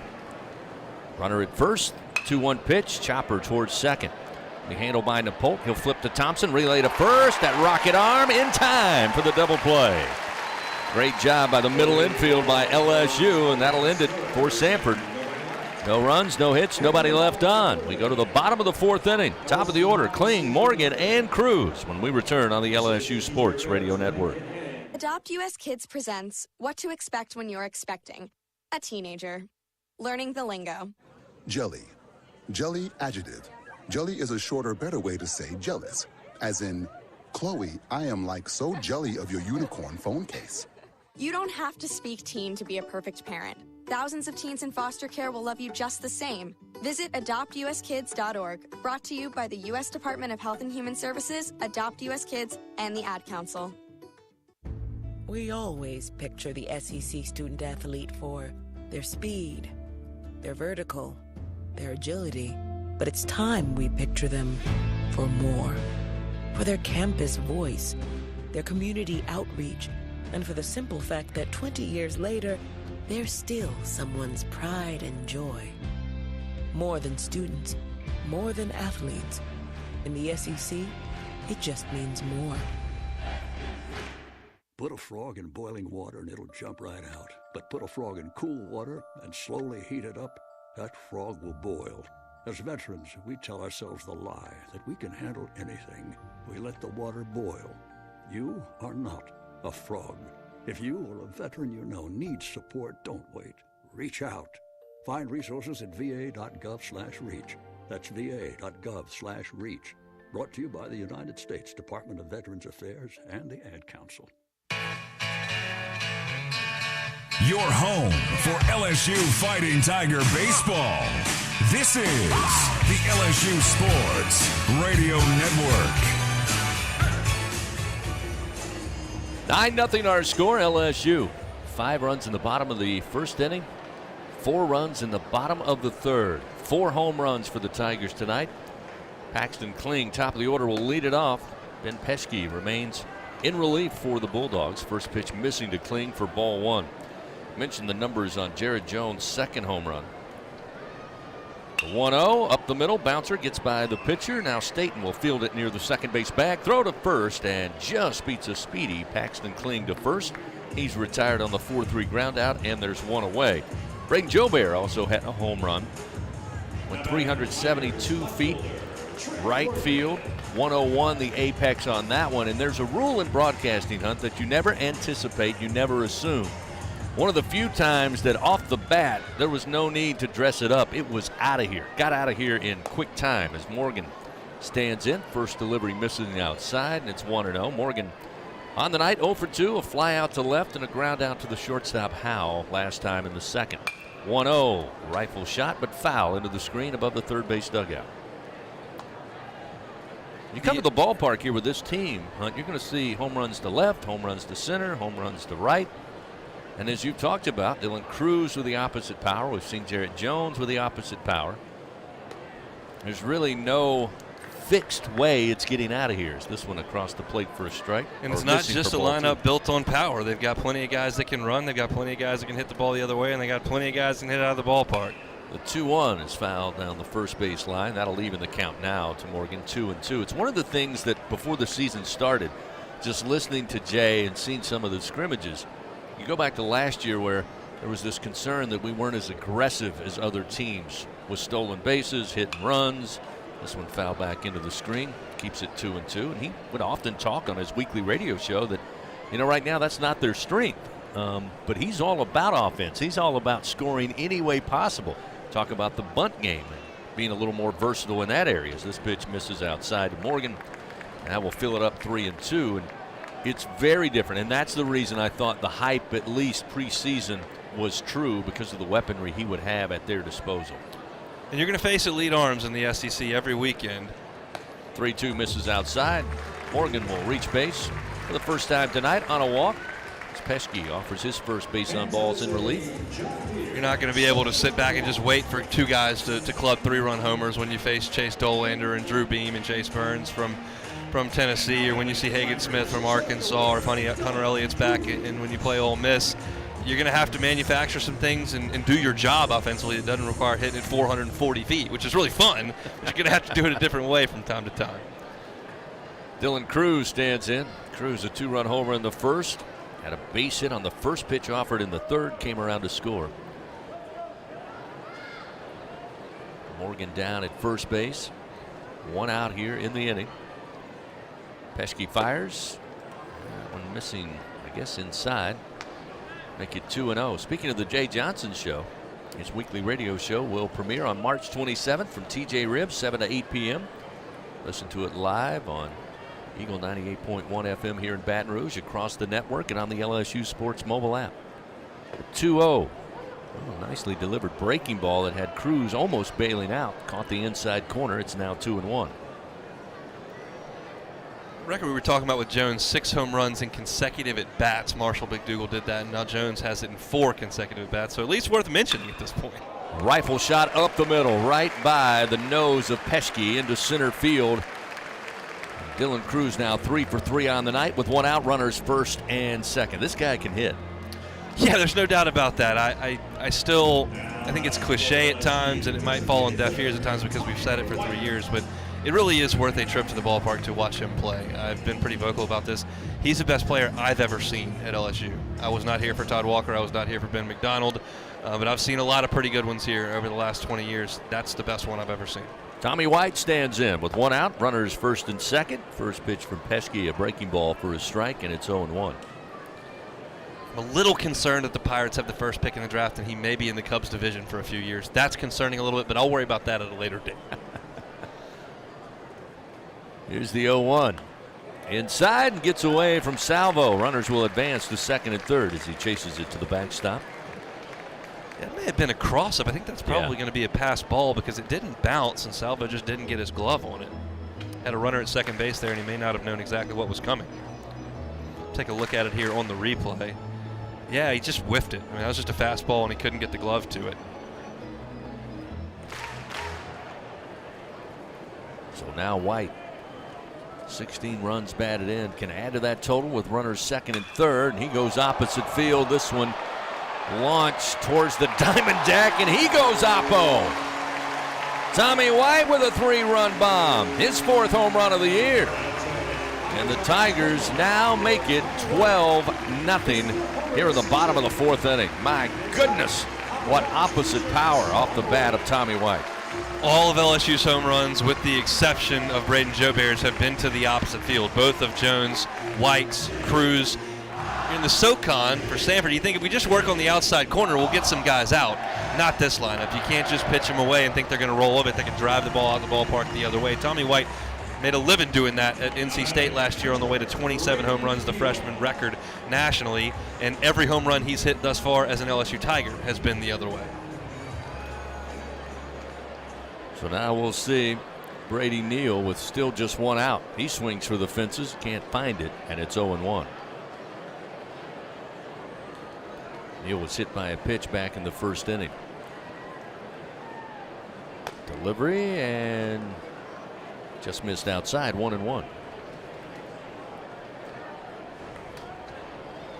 Keeping track here, it's 5 home runs by the Tigers. Again, we have played not quite 4 full innings. This one again missed by Peschke on the outside corner, make it 2-1 as we'll see some action start to toil down in the left field bullpen for the Bulldogs. Not sure who Samford's going to go with the starting pitcher tomorrow. 2-1. Misses high, comes off the glove of Salvo. I'll tell you this, he's losing an hour of sleep. He's got to get to the yard now for an 11 o'clock game and think about facing these guys that he's watched launch balls all over the place for 48 hours. So best of luck to you, bud. 1 out, the 3-1 to Neal. Misses low. Good take, and another base on balls will send a runner down to first. Neal aboard on the walk, and we'll see Jordan Thompson 0 for 2 tonight. Strikeout victim who went after one elevated in the third inning. Popped out to the third baseman, Parker McDonald. Last time in the first, we'll have a pinch runner for Neal. Gavin Guidry will enter as a pinch runner. He'll be at first base here. We'll see Jordan Thompson. Again, as we mentioned last night, hit the ball hard a couple of times. Nothing to show for it. Everybody was pulling for Jordan here, and we want to see a base hit, but we really just want to see Jared Jones get up to the plate, and he's on deck. First delivery, opposite field, down the line in right, and just foul. Just beyond the bullpen. Looked good off the bat. Carried its way foul, and it's 0-1. A reminder, just like the winning lineup, Cintas has the all-star services for all your business needs, everything from uniforms to kitchens and restroom solutions. Get ready for the workday with Cintas. We mentioned the crowd here on this Saturday night against Samford out of the Southern Conference, and kind of looked ahead to the next home series against Arkansas here at the box. The 0-1 to Thompson. Missing low from Peschke, and it's 1-1. I would say it's a good idea, Hunt, to get your tickets now if you don't have them already in 2 weeks. I would suggest getting them. 1-1 off speed, misses inside. Arkansas dealing with some significant arm injuries. Jackson Wiggins, who was projected to be their ace, down for the year. Their best bullpen guy went out for the year earlier this week, and their second best bullpen guy is going to miss about a month and a half. So Dave Van Horn having to dig a little deep in the bullpen side of things right now. 2-1. Breaking ball outside. Thompson gave it a look but hangs back, and it's now 3-1. Checking on things in Columbia, South Carolina. Beth Torina, LSU softball off to a great start. Open SEC play today. Currently leading bottom of the seventh, 9-1 over the homestanding Gamecocks. There's ball 4 to Thompson. And now with one out, there's runners first and second, and I imagine the bullpen going to start working furiously here, as this has been danger territory for Samford all night. As we will see Jared Jones bat, and he's got 2 runners aboard. We'll have another pinch runner come in for Thompson. Looks like Gavin Dugas, who again had some contact issues last night. LSU Hall of Famer. My years at LSU were amazing. I've always loved celebrating with my teammates, especially when someone was serving up some delicious Manda salsa. For a lot of Tigers. So Dugas will come in to run. I would imagine Samford's head coach looking down at the bullpen, hoping he can find Steven Strasburg or Edwin Diaz. Jared Jones is homered in 4 straight at bats. I don't have anyone that can get this guy out. 3-run homer in the first. 3-run homer last time in the third. Peschke fires a breaking ball, missing for ball 1. Again, Gavin Guidry at second, pinch running. First base, Gavin Dugas. Pair of Gavins aboard. The 1-0 to Jones. Swing, fouls it into the screen first base way, and it's 1-1. I don't get the sense from that swing that Jared's looking to shoot one through the right side, kind of find a hole over there. He's trying to hit it over the scoreboard again. This young man does not get cheated on his hacks.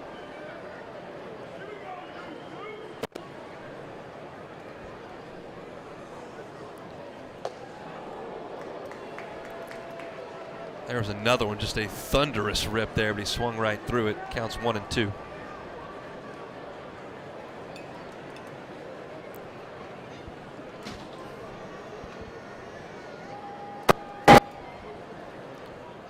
One-two pitch to Jared Jones. He swings right through it.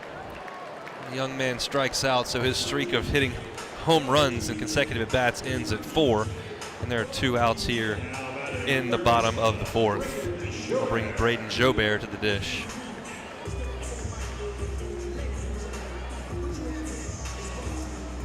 Jobert homered back in the 3rd. Lined out to short on a ball that was hit right on the screws back in the 1st inning for the 3rd out of the inning. Swung and fouled away. 0-1 is the count. 12-0 Tigers as we play in the bottom of the 4th here in game 2 of a 3-game set.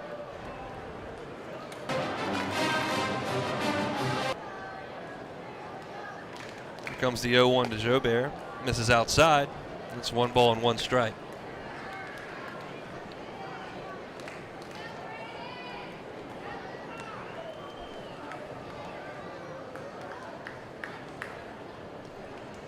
Back with you. Apologize for technical difficulty here along the network. And we're back here as Jared Jones, a strikeout victim after 2 home runs, couldn't connect. Recorded the second out of the inning.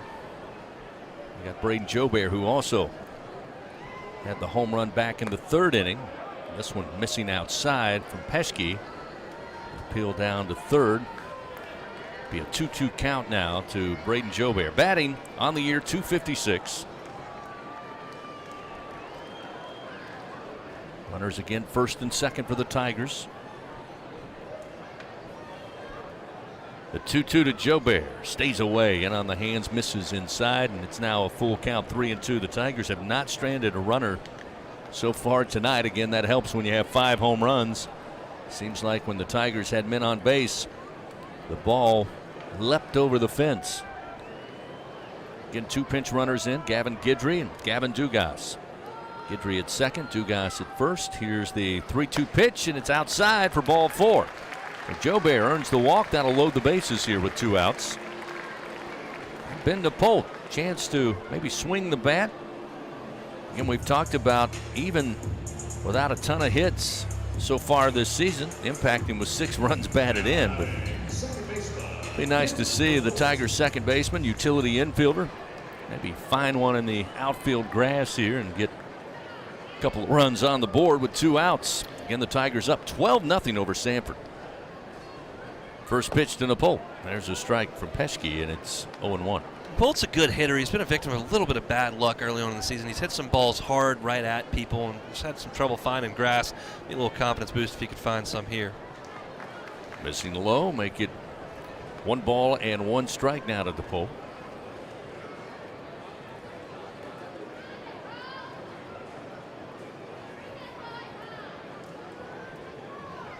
The 1-1. Hit but foul down the line. We'll find the 3rd row of the seats on the left field wall. All's quiet down in the Tiger bullpen. Still Ty Floyd's game as he's worked through 4 innings clean.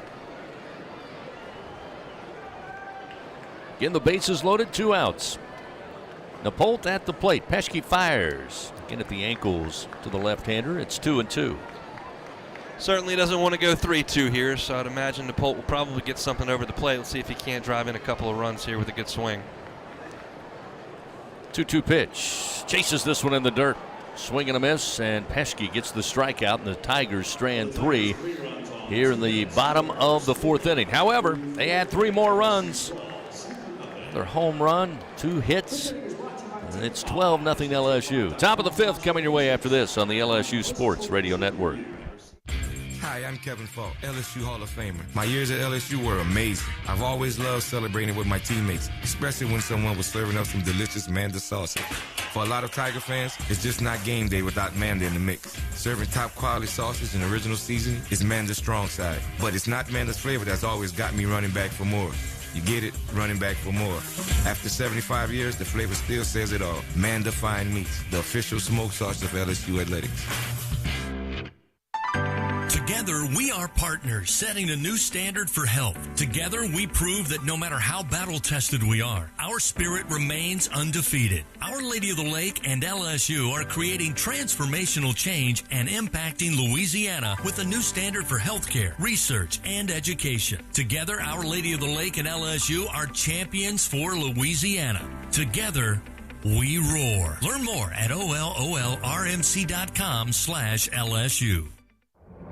NIL is dominating the college sports scene, and LSU has positioned itself at the front of the pack. But to remain competitive and stay ahead of the rest, we need your support. Bayou Traditions is the official NIL collective of LSU Athletics. Join the tradition and become a member by signing up online at BayouTraditionsCollective.com. Members receive exclusive access to LSU student athletes that you can't get anywhere else. Help ensure LSU remains a leader in the NIL arena. Sign up today at BayouTraditionsCollective.com. The powerhouse of college baseball on the LSU Sports Radio Network.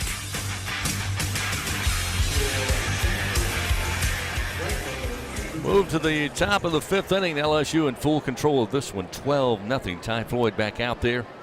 Bennett, the right fielder, to lead it off for the Bulldogs. And the first pitch, he will foul, send it rolling back behind the plate, and it's 0-1. Couple of changes to tell you about. Napolt moving from second to short for Jordan Thompson. As this pitch misses low and away to Bennett, make it 1-1. Gavin Guidry checks in at second base as Napolt moves to short. This one off speed but missing, make it 2-1 to Bennett. And Alex Milazzo back behind the plate. 2-1 count. Bennett awaits the pitch from Floyd. Swing and a miss. That'll even it up 2-2. Good breaking ball there from Ty Floyd, as we mentioned. We just like to see those. We know what that heater can do. He develops that secondary pitch. He can be as good as anybody in this league. Swing and a miss. High cheese, and Bennett went around. That one's always going to be there. That's the 95, 96 mile an hour spinning fastball up in the zone. That's just very, very difficult for anybody to catch up to. And obviously right there, Bennett did not. Another Super One Food strikeout, fifth of the night. Ty Floyd. Now we'll see the center fielder, Blake Bortak, grounded out his first and only time at bat in the third inning to Braden Jobert at third. They'll peel down to first, say he did not go around, and it's 1-0 to Bortak. Mentioned a hot ticket it will be for the SEC home opening series here at the box.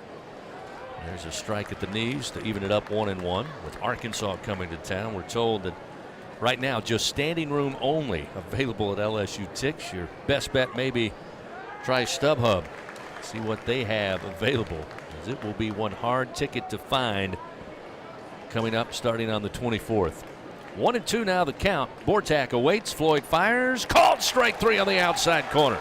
Sixth strikeout for Ty Floyd. Another Super One Food strikeout. Back-to-back Ks.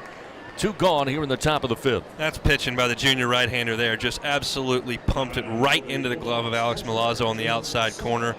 Just froze the batter. That's pinpoint command for an 0-2 fastball, just where you want it. So now it'll be Salvo, the catcher. First pitch sails away to the right-hander. It's 1-0.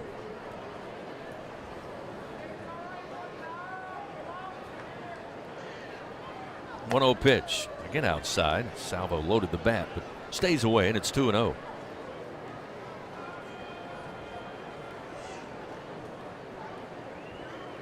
Two-0 delivery. Trying the inside corner, just missing is Floyd. Now 3 balls, no strikes. Floyd only allowed 3 base runners thus far. He walked Klein back in the 4th, walked McDonald back in the 3rd, and a hit by pitch in the 3rd as well. There's ball 4 away. That will send a 2-out walk, get Salvo aboard. Bring us to Parker McDonald, the third baseman.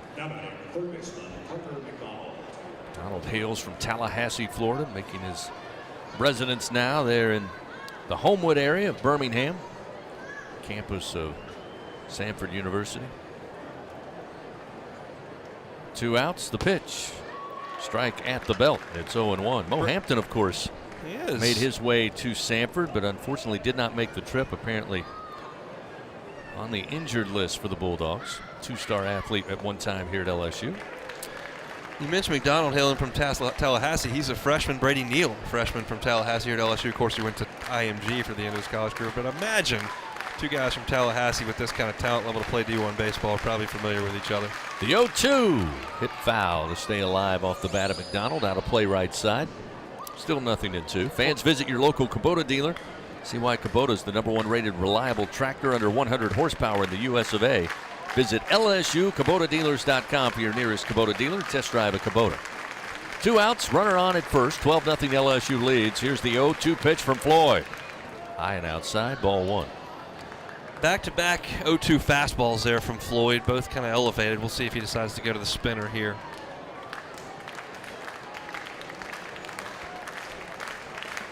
Salvo takes a short lead off first. Floyd, the 1-2. Ooh, tried to get him at the knees, and it just misses low. Evens the count, 2 balls, 2 strikes. I want to say that was a good take by McDonald, but I'm thinking he might have thought that was going to be a breaking ball because it was very, very close. See if he elevates it here. The 2-2. No, he does, but way too high with the fastball, and it's now 3-2. Nothing but fastballs here from Floyd since getting ahead 0-2. Had not decided to go to anything off speed, and quite honestly, I wouldn't expect to see it here 3-2. I think it'll be just a good old-fashioned heater. Runner at first. 12-0 LSU on top. Here in the 5th inning, 2 outs, payoff delivery. Hit foul into the screen right side. Stays 3-2. Sure was the fastball there, 94 miles an hour. Very tardy was McDonald. That tells you how good the fastball is. You figure that's a dead red fastball count. Parker McDonald may be able to get the bat head out in front of it. Nowhere near. He was real tardy on that one. Again, 2 outs, a payoff pitch. Floyd fires, and again, fouled away. Same thing, 93 mile an hour fastball, and he's just nowhere near catching up to that. That's fouled over the first base side. I think he's going to see a steady die of those.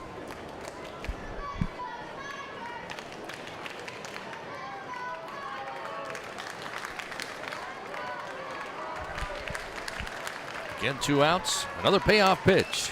And this one a ground ball to first. Jones smothers it up with the big frame and easily steps on the bag for out number 3. Samford, no runs, no hits. They leave one man on. Go to the bottom of the 5th. It's 12-0 Tigers. This is LSU Baseball on the LSU Sports Radio Network. Hub International is Louisiana's premier employee benefits and commercial insurance brokerage. Hub can insure just about any risk that your business faces. Did you know Hub even insured the bonuses for our football coaches in 2022? Hub specializes in the construction, healthcare, real estate, and hospitality industries. Chances are you're probably already doing business with someone who does business with Hub. Turn to the agency that the Tigers, Saints, and Pelicans choose. Hub International. Visit them today at hubinternational.com. Y'all like it hot and spicy? Then play Boil 'em Up from the lottery. Win up to $3,000. You've hit the bonus round. Play Win It All bonus. Win up to $17,000. Looking for a jolt of cash? Pick up High Voltage Bingo and win up to $30,000. Stack up your winnings with $200,000 stacks. Top prize $200,000. The Louisiana Lottery, giving you a reason to smile. Must be at least 21 to purchase. And we're back with breaking news. Coke Zero Sugar might be the best Coke ever. That's right, Jim. Coke Zero Sugar is a must-try for any Coke fan, so make sure you... Jim. Jim. We're on the air. Ooh, yes, this tastes like the best Coke ever to me. Your thoughts, Jen? Well, can I have a sip?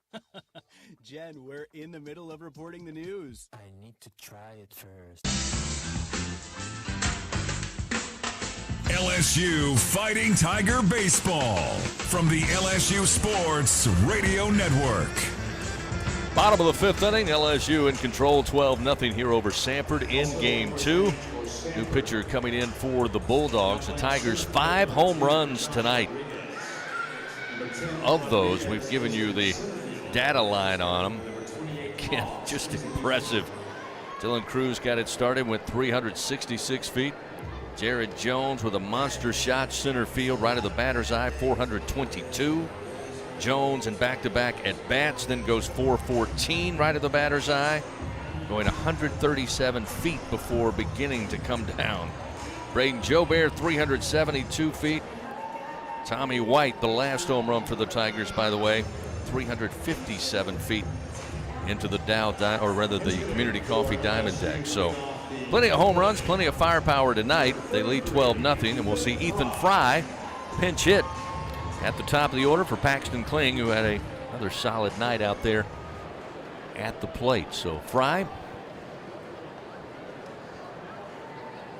face Carson Hobbs, the new pitcher, and the pitch is a strike on the inside corner, 0-1. Yeah, Hobbs is 6'1", 197-pound right-hander. He's a junior from Alabaster, Alabama. This is the best arm that Samford has out of the pen. The fastball is going to be 93 to 96 miles an hour from the little right-hander. The 0-1 to Fry. Big swing, fouls it right side, catches the top of the screen above the first base dugout. And Fry falls behind, 0-2. This will be the 10th plate appearance for Fry. 17 strikeouts in 11 innings thus far from Carson Hobbs. 6'5", 215 pounds for the right-handed hitter. The 0-2, bouncer foul, third base way. That was a good job of spoiling the pitch by Fry. When you've got a fastball that's upwards of 94, 95 miles an hour and you break a breaking ball off like that off the plate, usually going to be enough to punch a young hitter out, and Fry was able to spoil it. Still 0-2. Pitch to Fry. Comes back with a fastball missing just slightly. It's 1-2. 98 on the gun there. You think he's amped up a little bit? He doesn't care that it's 12-0. There's 8, 10, 9, 10,000 people here. He's playing LSU. He's going to let that fastball eat. So now 1 ball, 2 strikes. Pitch on its way. Off speed, misses outside. Evens it up 2-2 to Fry. 4 hits on the year. Has 7 runs batted in. Double on his ledger as well. Riley Cooper throwing down in the LSU pen. 2-2 delivery from Hobbs. Swing and a miss. Brought the heat at 98. Outer part of the plate. Fry couldn't get around on it. 1 gone.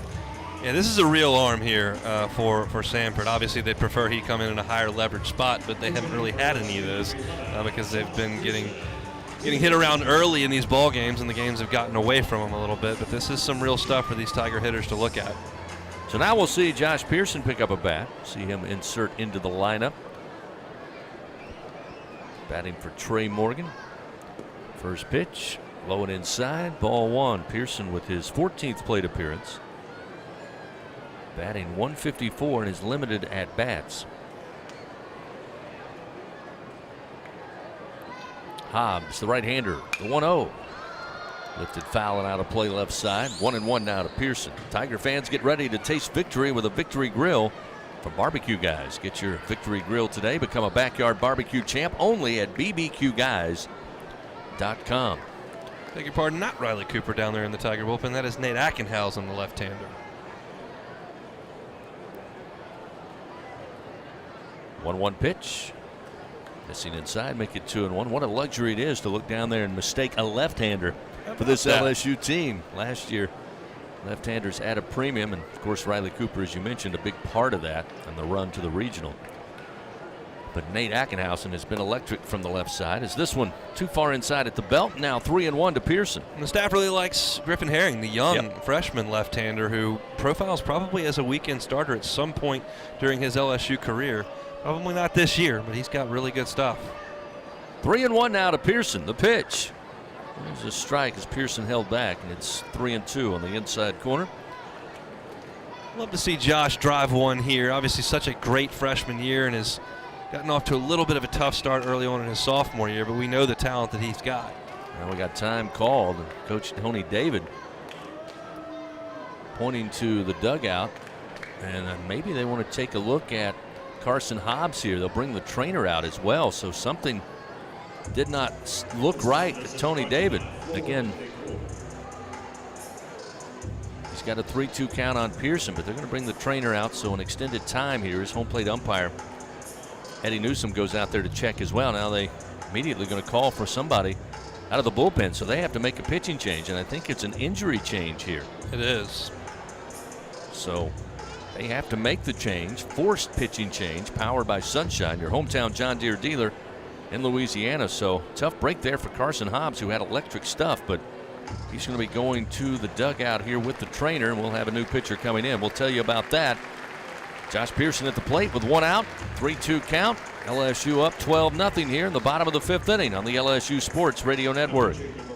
It's good to be able to make a change, to never feel stuck. That's why at Cox, we're making a change too. Now Cox Internet plans are flexible, so you can choose to just go with Internet, add TV tomorrow, or home automation down the line. It's easier than ever to get just what you want and nothing you don't. Flexible plans from Cox. Change anytime. No commitments, no penalties. See for yourself at cox.com/internet. Additional services can be added at then current regular rates. All services subject to residential customer service agreement and acceptable use policy. Restrictions apply.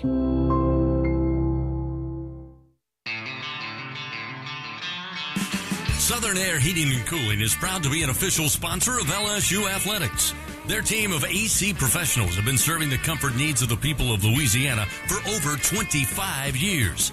Much like the fans of the Tigers, our commitment to Tiger Athletics and providing great service remains as strong as ever. Southern Air Heating and Cooling. Go Tigers!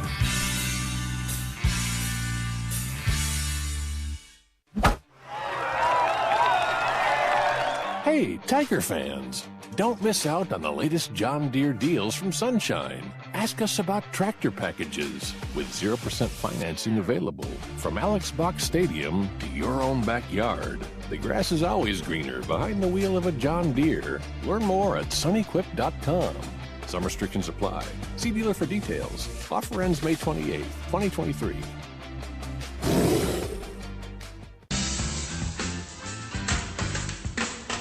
LSU Fighting Tiger Baseball from the LSU Sports Radio Network.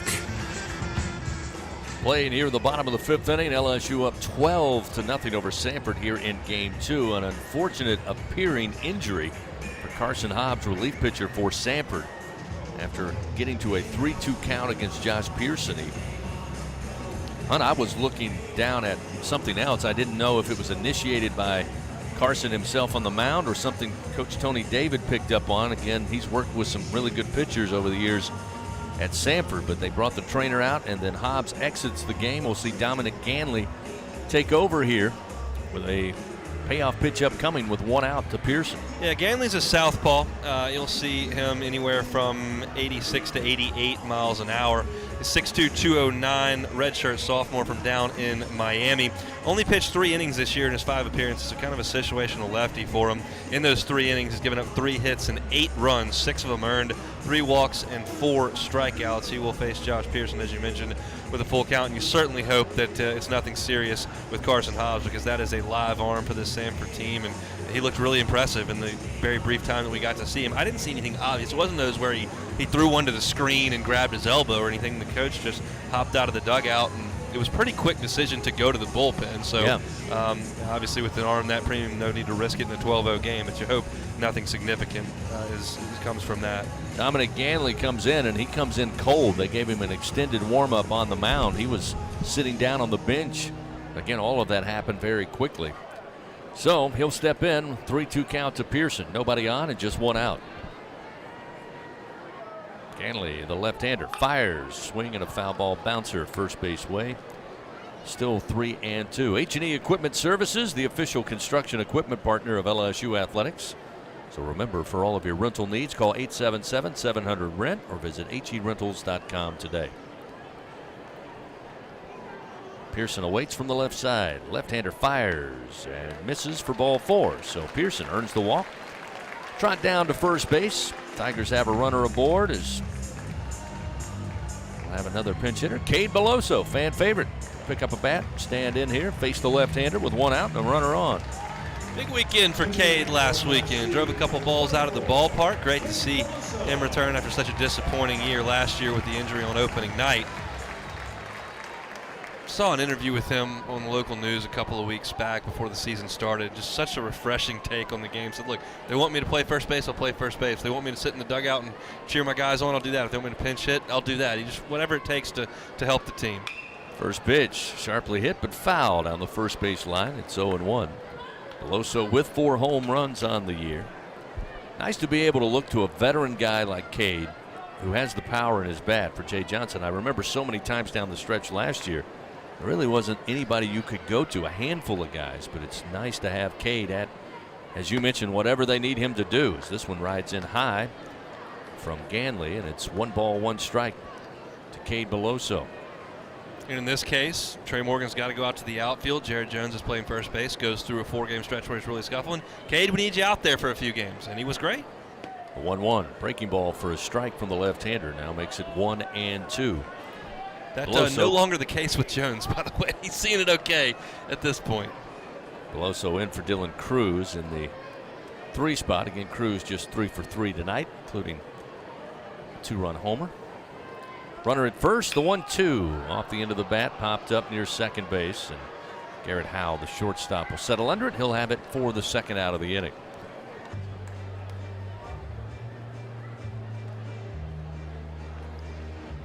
So with Beloso retired, we'll have another, I believe, pinch hitter.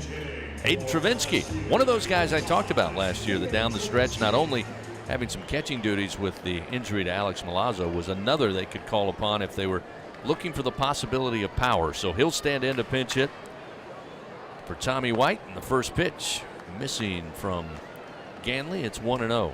And Stravinsky dealt with some injury issues last year, as did Alex Milazzo. Tyler McManus wasn't healthy all the time. The depth at catcher just really got compromised, and Jay Johnson said that's never going to happen again while I'm here.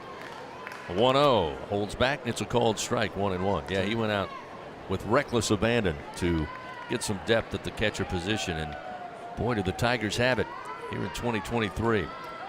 Runner at first, 2 outs. Here's the 1-1 to Stravinsky, and this is low and inside. Of course, Brady Neal starting as a freshman, but Jared Jones was brought in as a catcher as well. Ethan Fry was brought in as a catcher as well. You still got Hayden Stravinsky, Alex Milazzo still on the team, so they're set as far as depth goes at the catcher spot for this year. Stravinsky hails from Shreveport. Hello. And the pitch stays away again. Misses high and outside. Now 3-1. Hitters count for Hayden. Just his 4th plate appearance of the year. Hayden was a Loyola Flyer. It's my alma mater. However, he realized pretty quickly that I'm really good and don't need to play here. I need to play somewhere that's a little bit better. With the airline. 3-1 pitch. Big swing, but in on the hands. He fouls it back. People like that Palmer guy play at Loyola. I'm going to go play for the Vikings.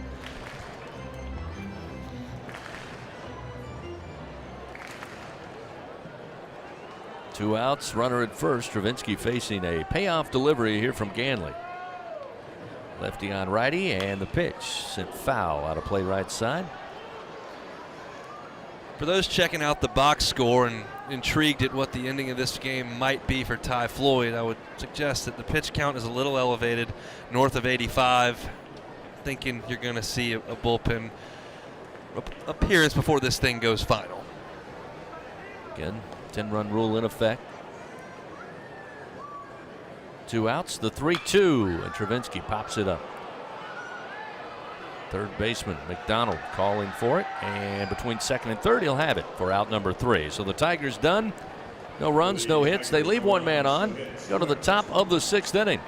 LSU cruising at the moment, 12-0 over Samford here in Game 2 on the LSU Sports Radio Network. When you open a crisp, cold Bud Light, you know game day is here. You owe me $5. We mean every sound. Enjoy responsibly. 2022 Anheuser-Busch Bud Light Beer, St. Louis, Missouri. Hey Tiger fans, your new favorite local delivery app is here. Download the ASAP app to get all of your game day needs delivered right to your door. All season long, make sure to use promo code TIGERS22. You'll score $5 off your order and automatically be entered in the Winner ASAP Dinner Sweepstakes for a chance to win tickets to see the Tigers in action. That's promo code TIGERS22. ASAP.com is the official mobile ordering partner of LSU Athletics. When you open a crisp, cold Bud Light, you know game day is here. You owe me $5. We mean every sound. Enjoy responsibly. 2022 Anheuser-Busch Bud Light Beer, St. Louis, Missouri. Are you one of many homeowners who just dreads the winter due to inconsistent home heating? Perhaps you're an HVAC contractor who just wants to offer more reliable, higher efficiency home heating. LuxAir helps keep homes warm while saving money and offers great business building programs for contractors too. Contact your LuxAir dealer to find out more. Or if you're a contractor, visit SolarSupplyLuxAir.com to learn about working with LuxAir. The roar of LSU fighting Tiger baseball on the LSU Sports Radio Network. Top of the 6th inning, LSU up 12-0. A ton of changes to tell you about in the field for the Tigers. Getting those changed as we speak. Jack Merrifield, we can tell you, checks in at shortstop. Gavin Guidry will take over at second. And Cade Beloso will man the first base bag. Of course, Milazzo checked in as the catcher an inning ago. He'll be behind the plate. And the new pitcher will be Nate Ackenhausen, getting some work here in Game 2 of this series. Garrett Staten to lead it off atop the order for the Bulldogs. And the first pitch, missing, I guess, high for ball 1. Line on Ty Floyd, whose night is done. He went 5 innings, did not give up a hit or a run. He walked 3, struck out 6. Slam back foul into the screen is Staten, and it's 1-1. Floyd threw 86 pitches, 47 for strikes. His night is done, and you would say, why wouldn't you send him back out there? He could throw a no-hitter, 7 innings. got bigger fish to fry in that first base dugout than trying to throw a no-hitter and extending your pitcher too far. Final tune-up for SEC play from Ty Floyd was a check mark tonight. Breaking ball, swing and a miss. Staten couldn't find that one. Nice delivery by the left-hander Ackenhausen. Gets ahead 1-2. Pearson takes over in left field, by the way. The 1-2 pitch just missed the inside corner. Fastball at 92. Nate liked it, and it's 2-2, however. So Pearson in left. Josh Stevenson takes over in center field, and Ethan Fry, who had a swing at the plate, will be in right. That one fouled off by Staten. Fastball keeps the count 2-2. Ackenhausen announced his presence on the scene with that brilliant outing in Austin against the Texas Longhorns in relief of Thatcher Hurd, and he's going to be getting some big outs for the Tigers this year, I can promise you that. The 2-2 pitch in the air to right field. Settling under it, Ethan Fry near the line and right, but he's got it in fair territory for out number 1. Ethan Fry converted catcher, but Brady Neal is a pretty good player, and they're in the same class. So he, like Garrett Jones, are going to maybe have to find some other ways to get on the field and to get at bats. So he's played some first base, now settling in the outfield from time to time, and glided over to the line and made that one look easy. Now we'll see Garrett Howell, the left-hander. Lefty on lefty matchup, and he chases a breaking ball, swing and a miss. It's 0-1. So again, Braden Joubert stays at third. Jack Merrifield at short. Gavin Guidry at second. Cade Beloso at first. As the 0-1 misses high from Ackenhausen. Josh Pearson in left. Josh Stevenson in center. And Ethan Fry, who made the play a moment ago, in right field. Ackenhausen's 1-1 off the plate and a swing and a miss. There's that good speed. Breaking ball. Ooh. That time Howe was fully committed. No chance to get it with the bat. 1-2. The pitch. Swing and a miss. Ackenhausen gets him to chase this off-speed pitch down and away.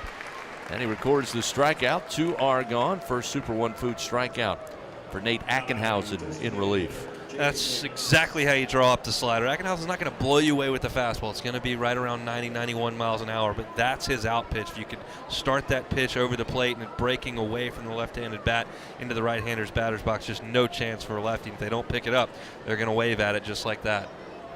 Jaden Davis, the DH, stands in. Ackenhausen fires in the air. Shallow center field. Coming in is Stevenson, and he's got plenty of speed. Gets there in time for out number 3. So a smooth inning for Nate Ackenhausen and the Tigers on the diamond. 3 up, 3 down. We go to the bottom of the 6th inning. It's still 12-0 LSU on the LSU Sports Radio Network.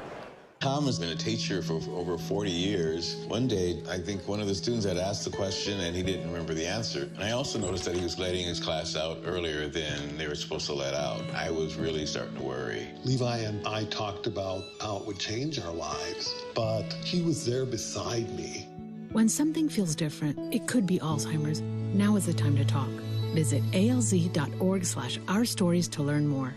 A message from the Alzheimer's Association and the Ad Council.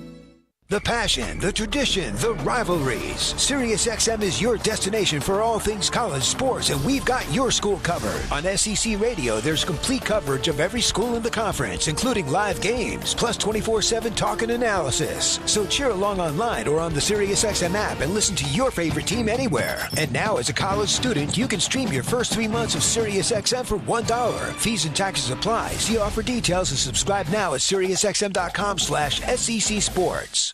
Right now, our country feels divided, but there's a place where people are coming together. I was nervous to talk to someone so different than me. Me too.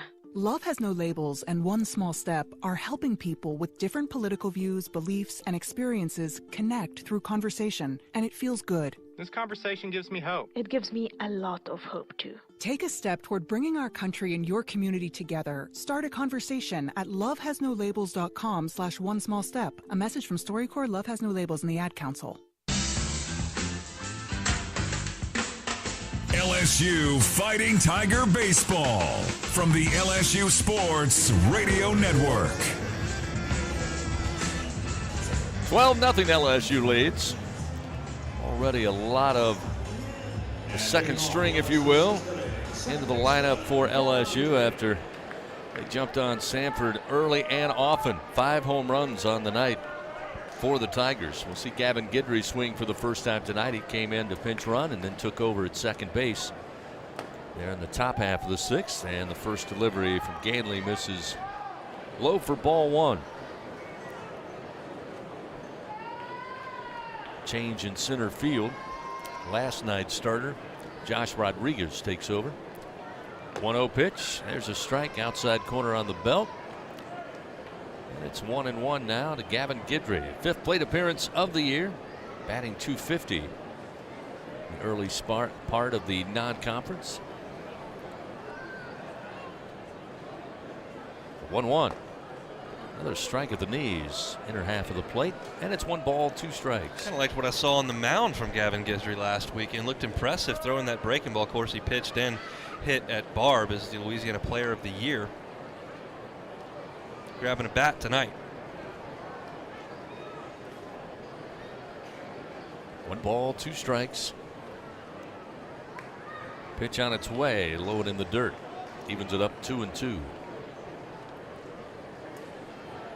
One of those things that was said very often. In fact, the day Jay Johnson was announced and had his press conference here, the word was you would not outwork him, you would not outcoach him, and you would not out-recruit him.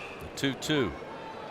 Guidry hacks this one foul above the first base dugout. Count remains 2-2. And based on 1 full year of recruiting, I think I'd like to walk down to the Samford dugout and ask them how they think Jay's doing in recruiting. Think about the talent level over there. 2-2 the count to Gavin. We'll watch this one miss low. Fills the count 3-2. Well, when you look around and you see this freshman class, again, you mentioned Guidry, Player of the Year here in the state. Paxton Kling, Player of the Year in the state of Pennsylvania. Jared Jones, need I say more? Here's a swing and a foul tip to stay alive is Guidry. Here's what I'd like to do. I'd like to take all the money they turned down in the draft and take it. I'd be in good shape and might not be sitting here next to you. I thought you were going to say and count it up. You just won it. No, I just won it. Oh, okay. Fair enough. Well, we're just doing hypotheticals out there. Yeah, go for it all. Another 3-2 offering coming up from Ganley. Here's the pitch. Called strike 3. Guidry thought it was ball 4, was already on his way to first. But home plate umpire Eddie Newsom punches him out for the first out of the inning, and now we'll see Alex Milazzo. There's a 3-2 breaking ball there, and I don't know if Guidry was looking for it, but he was displeased with the call, still shaking his head as he heads down into the dugout.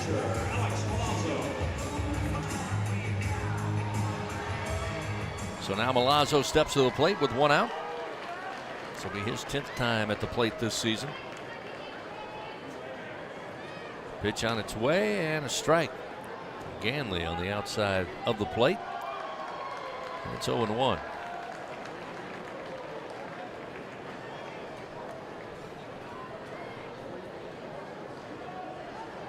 Nobody on, 1 away. Floater inside. Makes it 1 ball, 1 strike. We were talking about Cade Beloso and how he's kind of a glue guy, clubhouse guy, as a leader and a veteran. Alex Milazzo has taken these young catchers and this pitching staff under his wing this year and has been an incredible influence, even though he hasn't played a ton. 1-1 misses high, and it's 2-1.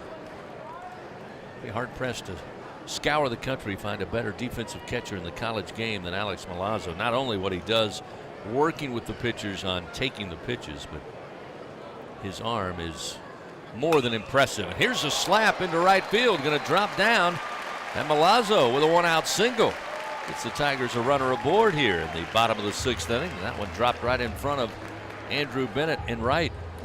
Alex has worked so hard over his time here in Baton Rouge on his offense. Defense has always come pretty easily to him. He's just an incredibly talented defender, but offensively, it's taken some time for him to improve his game. It's great to see him, even in a 12-0 game against the bullpen here, smoke a ball the opposite field that had to feel good for him. Let's see if Merrifield can follow suit. This will be his 3rd plate appearance for the utility infielder for the Tigers.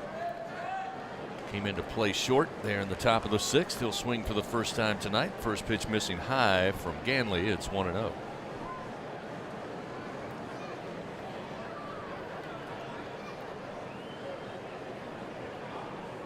Milazzo short lead off first. The 1-0 pitch inside.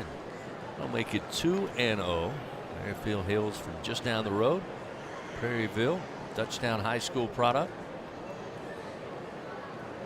Has a very big fan base as well. I get a lot of questions about when Merrifield's going to play and where he's going to play. This one a foul ball.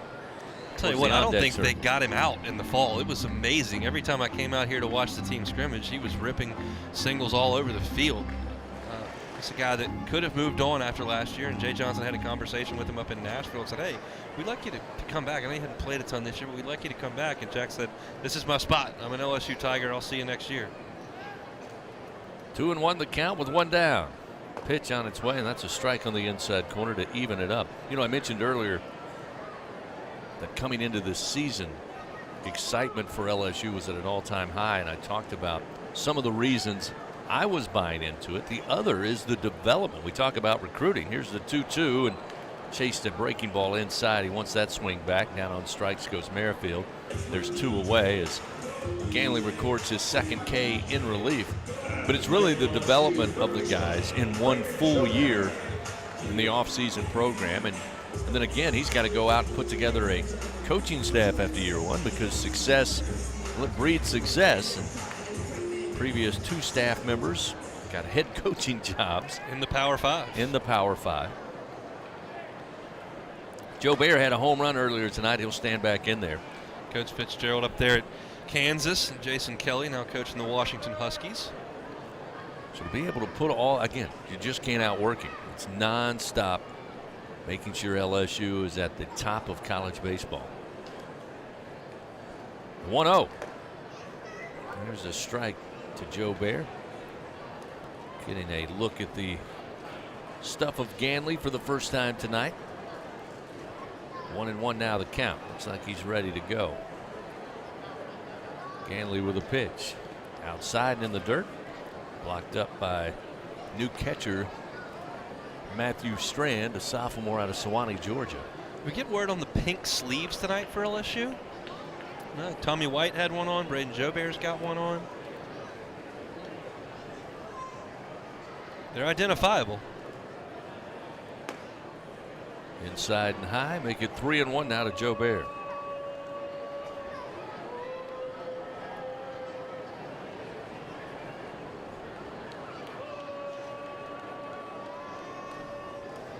Runner at first, 2 down, 3-1 count to Braden Jobear. Pitch and in on the hand, slow rolling ground ball towards second base. Staten going to pick it up and decide to go to first with it and throws it up the line. Everybody's safe, first and second.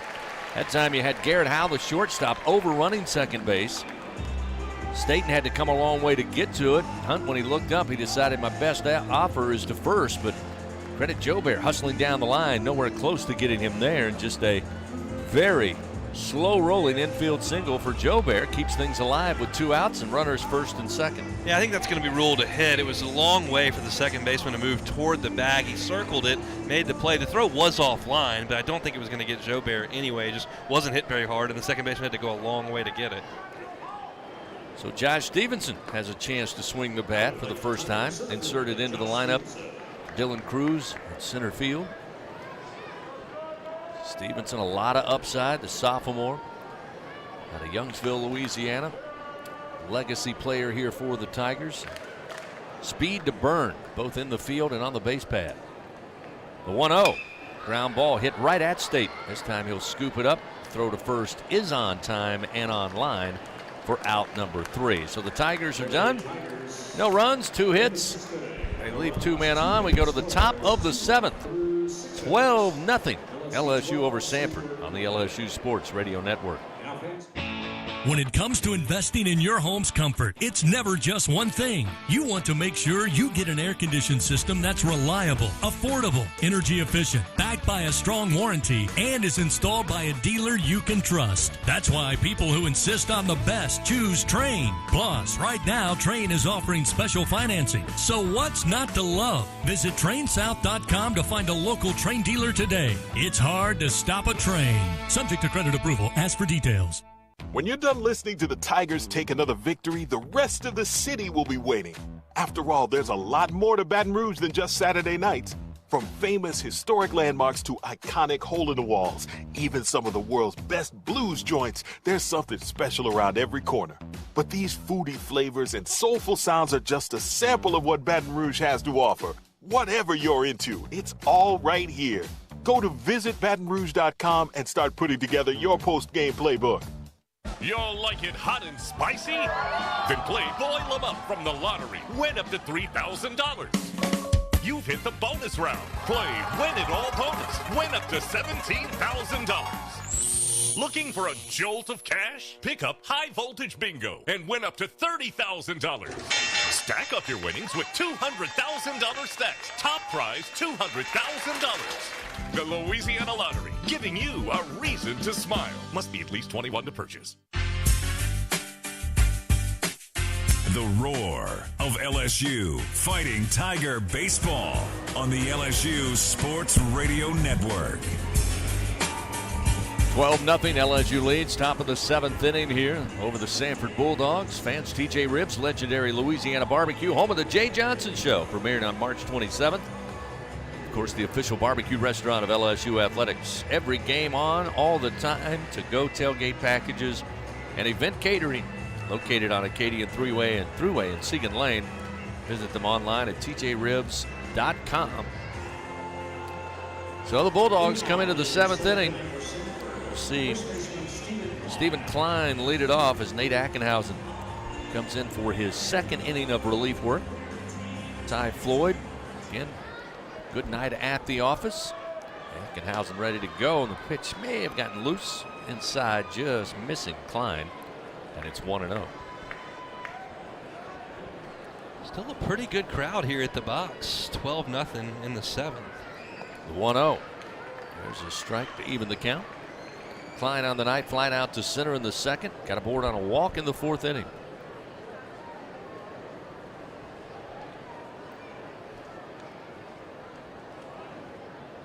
The 1-1.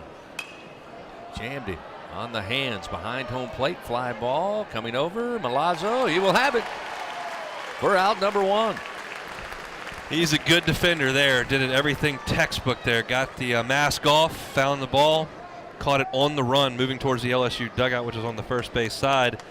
That's not an easy play, and he makes it look so. He is a really good defensive player behind the plate. No doubt. He was so nonchalant, and that is not an easy play whatsoever. So now we'll see Lucas Steele, the left fielder. 1 away, top of the 7th. Ackenhausen fires, misses high and outside, 1-0.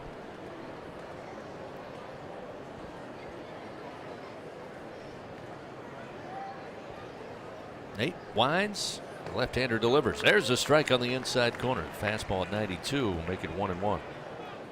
Again, Ackenhausen not going to light the radar gun up. The 92 is plenty good enough to get out, especially from the left side with that breaking ball he can feature with it.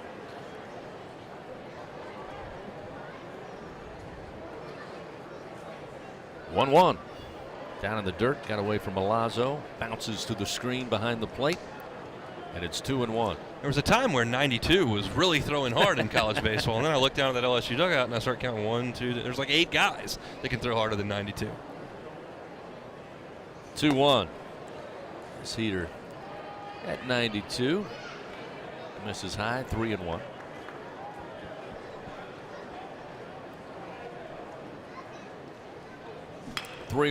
Tapper down the line, coming in at 3rd.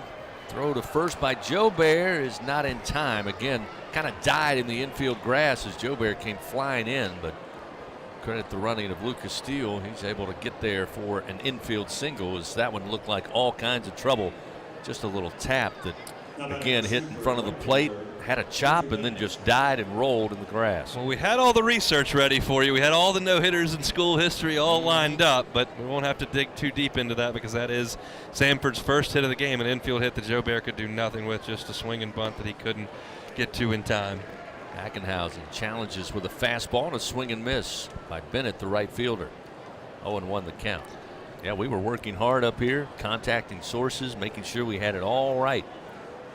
I remember him. LSU's last no-hitter by an individual pitcher was Jared Poche in February of 17 against Army. Of course, LSU's last combined no-hitter was against Northwestern, which was back in 2014.